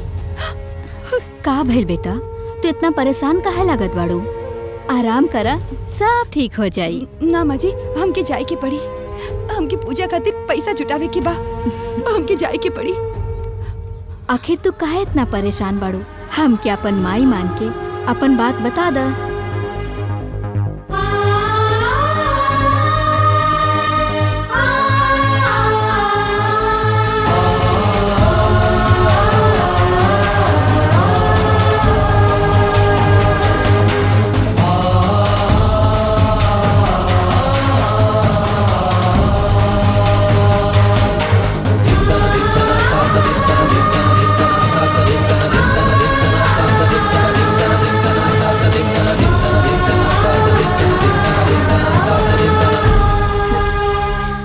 बेटा ये तो बहुत गर्व के बात बा कि तू अपन पति खातिर इतना सोचलू, लेकिन तोहके परेशान होके के जरूरत नहीं के और ना कहीं जाए के जरूरत बा। इला हमरे पास कुछ पैसा पड़ल बा, रख ला। इतने में अगर तहार हो जाए तो तू एके रख ला। ना माँ जी, हम रवा से पैसे ना ले सकेनी, हमके खुद जुटावे के होखी, तबे हमार व्रत पूरा होखी। लेकिन बेटा ना माँ जी, रवा नहीं की चाहत कि हमार व्रत पूरा होखी, हम अपन पति की जान बचा पाई। हमके जाए दी माँ जी, हमके विश्वास बा हम अपन पति के मौत से बचा ले। हमके जाए दी माँ जी।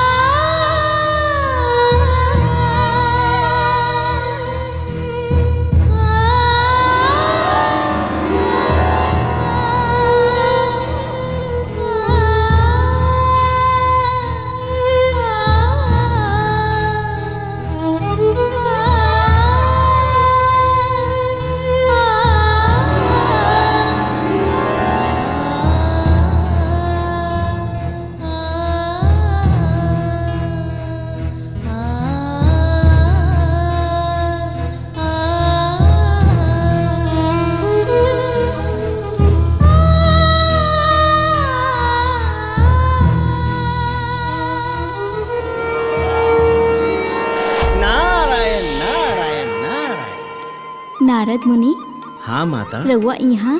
माता, हम आवल ना चाहत रहनी, परंतु आवे के पड़ गई।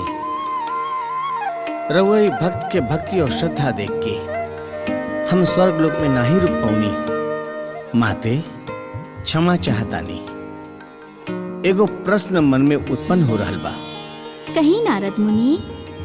माते, ये अपने परम भक्त के कितना परीक्षा लिहल जाई? हमें कर आस्था और विश्वास के परीक्षा ले रहल बानी। बाकी एकरे साथे जवन भी हो रहल बा उ नियति के लिखल रहल। लेकिन अब जवन भी होई उ हम निश्चित करब।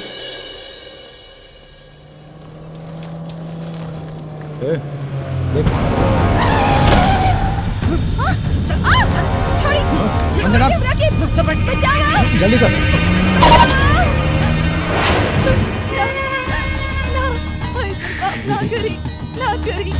अरे भवानी जी, हमरा का पाप करे के पैसा मिलाला। हाँ, ला ला, खा खा खा, हाँ खा खा खा।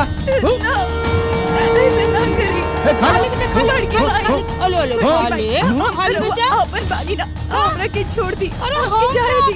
और का? अपन ना ना रहली, जे हमरा घरे आके पाप कइले बाड़ी। ले खा ना ना, खा खा खा खा खा। ए खावे वाली माई कुछ ना करी, इहे माई करी। ले खा खा खा। ना भैया, ऐसा ना करी। खावे वाली माई को देख ले। अरे कावन,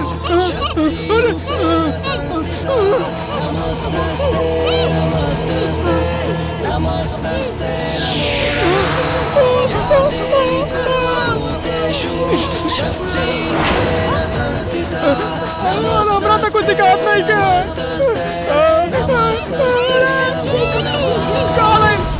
धावे वाली माता, अब हमार कितना परीक्षा ली। हमार संसार उजड़ गई। धावे वाली माता, हमार बेटी के संसार उजड़े से बचा ली। चाची, रोआ मत चाची, थामे वाली माई पे भरोसा रखा। भवानी आज तक केहू को बुरा नहीं कैले, यही से ओकर बुरा नहीं हो सकत। चाची, पवन ठीके कहा था, हमनी के धैर्य रखे के चाहिए। श्रद्धा, श्रद्धा, दीदी, ये का हो गई? अरे ये का भाई? माई, श्रद्धा, हमके माफ कर दा, हम बाहर गुनहगार हैं। माफ कर दा। का मतलब? पापिन वाली की के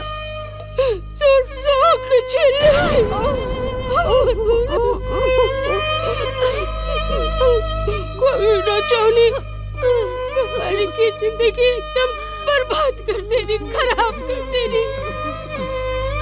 हम ओके जिंदगी में कभी खुश ना रह देनी, कभी सुखी ना होके देनी। ओकर जीवन में काटा बोते रानी, काटा बोते रानी। ताबे वाली माई हमके सजा दे देलस। एकदम सही कैले बिया, एकदम थावे वाली मैया सही कैले बिया। तोहरे जैसन लालची औरत के एकरा से भी बदतर सजा मिले के चाही। अरे हमार लक्ष्मण जैसन भाई के तुम हुआ देलू, का मिल गई सब? का मिल गई तोरा के बताओ? निकल जो यहाँ से, चल ही घर से निकल। तोरी घर में कोनो जगह नहीं के, चल। हम कहाँ जाए? जहाँ भी जो, जहन्नुम में जो, लेकिन तोरी घर में कोनो जगह नहीं के। बेटा माए है, माए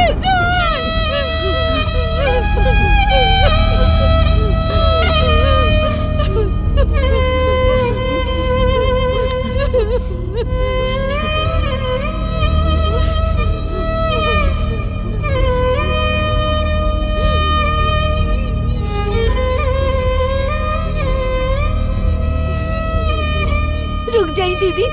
दुल्हन जाए देख रखे, मत रोका के, पापी नहीं हो। जाए दा जे के, जाए दा। दीदी दीदी, जोन समय अब बीत गई वापस त ना आई। हमार तो संसार उजड़ गई। हमने की जान कि तो हर जिंदगी भी बर्बाद हो जाए।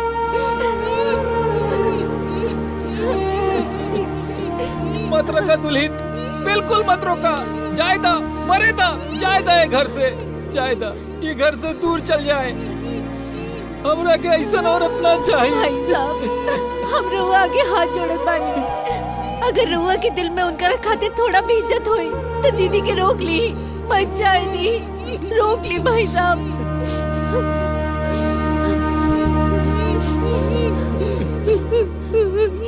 दीदी ना, दीदी मत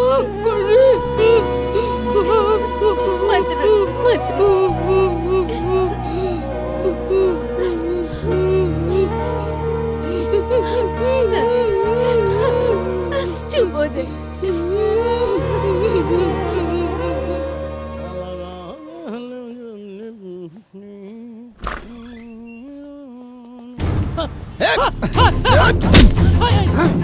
अरे बाप रे, अरे बचाओ हमरा के।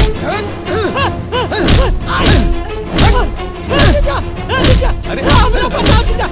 अरे अरे छोड़ा एकरा के। मालिक हटी। अरे तू एकरा के काहे मार रहा है? जिंदगी खराब कर देलस मालिक, ये हमार जिंदगी खराब कर देलस।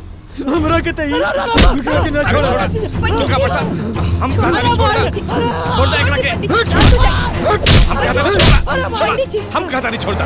हाँ पंडित जी, मामा जी की छोड़ दी मामा जी की। बेटा, ई तहर मामा ना राक्षस होई, हम एकरा के ना छोड़। अरे छोड़ा, हम कहता नहीं छोड़ता। एकरा के दुर्गा प्रसाद छोड़ा।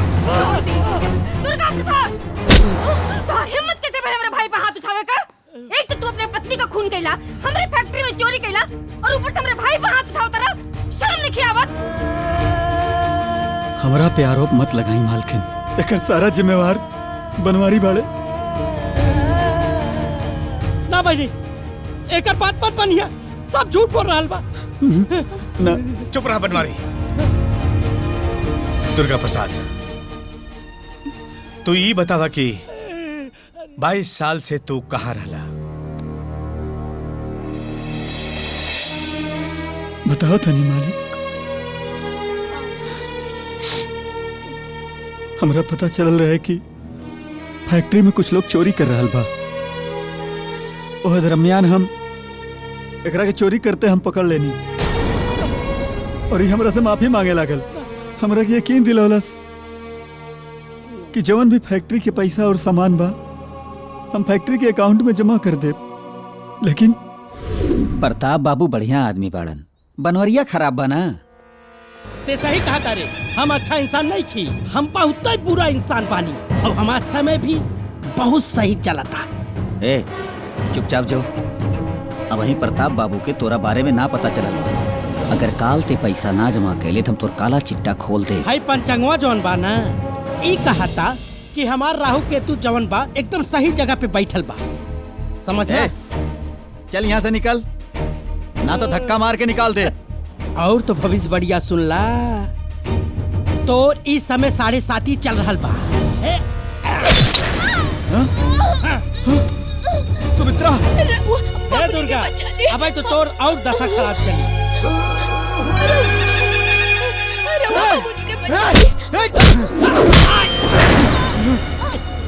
ना बहन, ई सब मन गढ़त कहानी बता रहल बा। हमरा आँख के सामने अपने पत्नी के मर ले पिया। बनवारी, इंसान झूठ बोल सकेला, बाकी ओकर आंख ना। बहन, तू तो हमरा पर विश्वास कर। मत कहो अपना गंदी जुबान से हमरा की बहन। अरे हम तोरा के अपन रक्षक समझत रहली और ते भक्षक निकले। हमरे पूरा खानदान के बर्बाद करता रहते। हमरे इकलौते बेटा के पीछे पड़ल बड़े थे। एकदम आपके सामने से निकल जो बनवारी, नहीं तो बहुत बुरा हो जाए। चल भाग यहाँ से। चल निकल।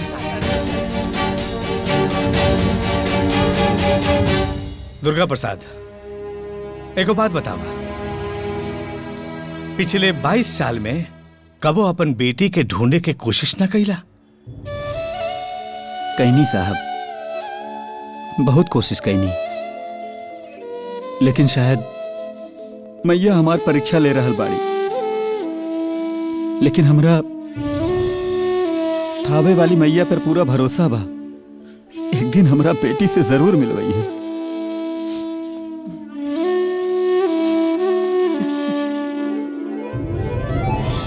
भाई साहब,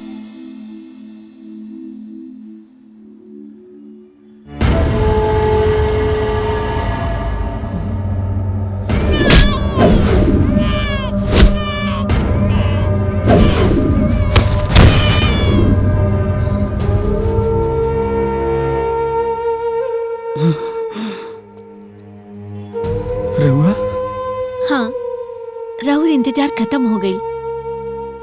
जोन बेटी खातिर रहुआ इतना साल से तड़प रहल बानी, उहे बेटी रहुआ खातिर अब तड़पता। कहाँ बिया हमार बेटी? ई है राउर बेटी, जेकरा खातिर रहुआ 22 साल से तड़प रहल बानी। और बिटिया, ई है तोहार बाबूजी। हाँ।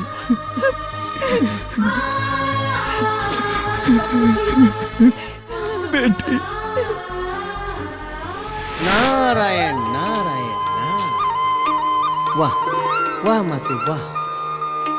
भवानी के पिता के ओकरा से छीन लेहनी और एगो दूसर पिता उत्पन्न कर देनी। जौन पिता 24 साल से अपना बेटी के हर जगह ही खोज रहा बा। वाह माते, राउर लीला अपरंपार बा। नारद मुनि जी, ये सब विधि के विधान है। डॉक्टर साहब, शेखर अभी खतरे से बाहर है। भगवान हमेशा विज्ञान से आगे रहते हैं। ऐसा चमत्कार न हमने अपनी लाइफ में कभी देखा है, न कभी सुना है। बोलते हैं ना, जहाँ दवा काम नहीं करती है वहाँ दुआ काम करती है। हमें तो लगता है कि भगवान के चमत्कार का असर है। डॉक्टर साहब, हम अपन बेटा से मिल सकीले? हाँ हाँ, बिल्कुल मिल सकते हैं और अभी मिल सकते हैं। धन्यवाद। धन्यवाद डॉक्टर साहब। देख ले दुर्गेश्वरी, जेकरा के तू आपन समझत रहलू हा, वो आस्तीन के सांप निकलल। और जेकरा के तू अपन दुश्मन समझत रहलू हा, ओकरे दुआ से आज तार बेटा के जान बच गई।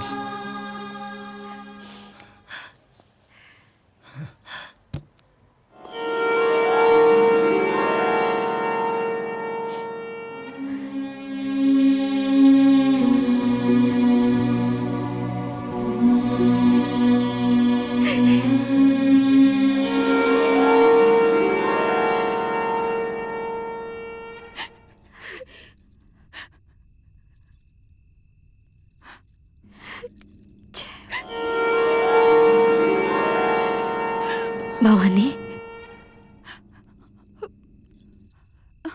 माँ जी तोहार आस्था रंग लाइल बेटा। शेखर अब खतरा से बाहर बा। जय थावे वाली बाई।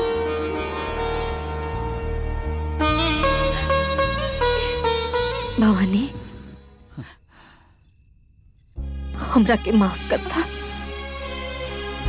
हम अपन और पराया में फर्क नहीं समझ पाए। अपन झूठी जिद और अंधविश्वास के चलते तोरा के बहुत तकलीफ दिले बनी। माफ कर दे रहुआ, माफ कर दा बिटिया। ना माँ जी, जब बच्चा गलत रास्ता पे चाले तो माँ बाप भी उनका सही रास्ता पे लावेले। ऐसे बच्चन की जिम्मेदारी होला कि माँ बाप गलत रास्ता पे जाए तो उनके सही रास्ता दिखावे। हमके हमरे माता रानी पे पूरा विश्वास रहा। हमके पता रहल कि वो कबो अपने भक्त लोग के साथ बुरा ना होके दिहन। आज तो ये बात के साबित कर दे लो कि अगर पत्नी चाहे ना तो अपन सुहाग भगवान से लड़के लेके आ सकेंगे। हम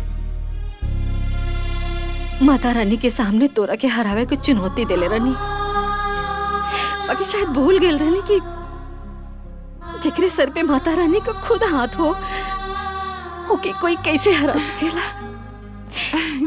माफ करता। चल अस्पताल चल। जय थावे वाली मैया।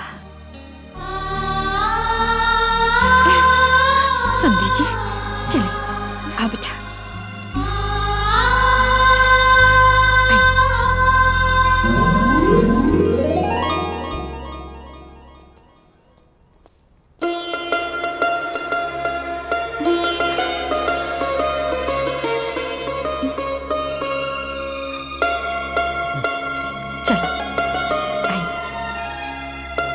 नमस्ते मालिक।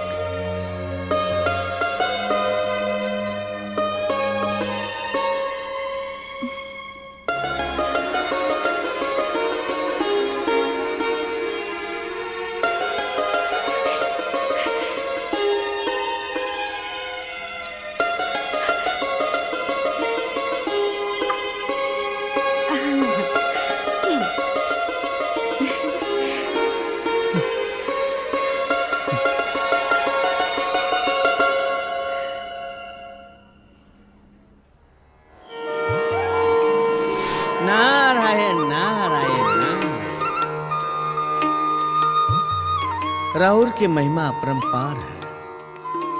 आज ही सिद्ध कह दिया कि जौन भक्त सच्ची आस्था और निष्ठा से राउर प्रार्थना करेला वो पर कोनो आचना वे देनी ओकर हर मनोकामना पूरा करेनी।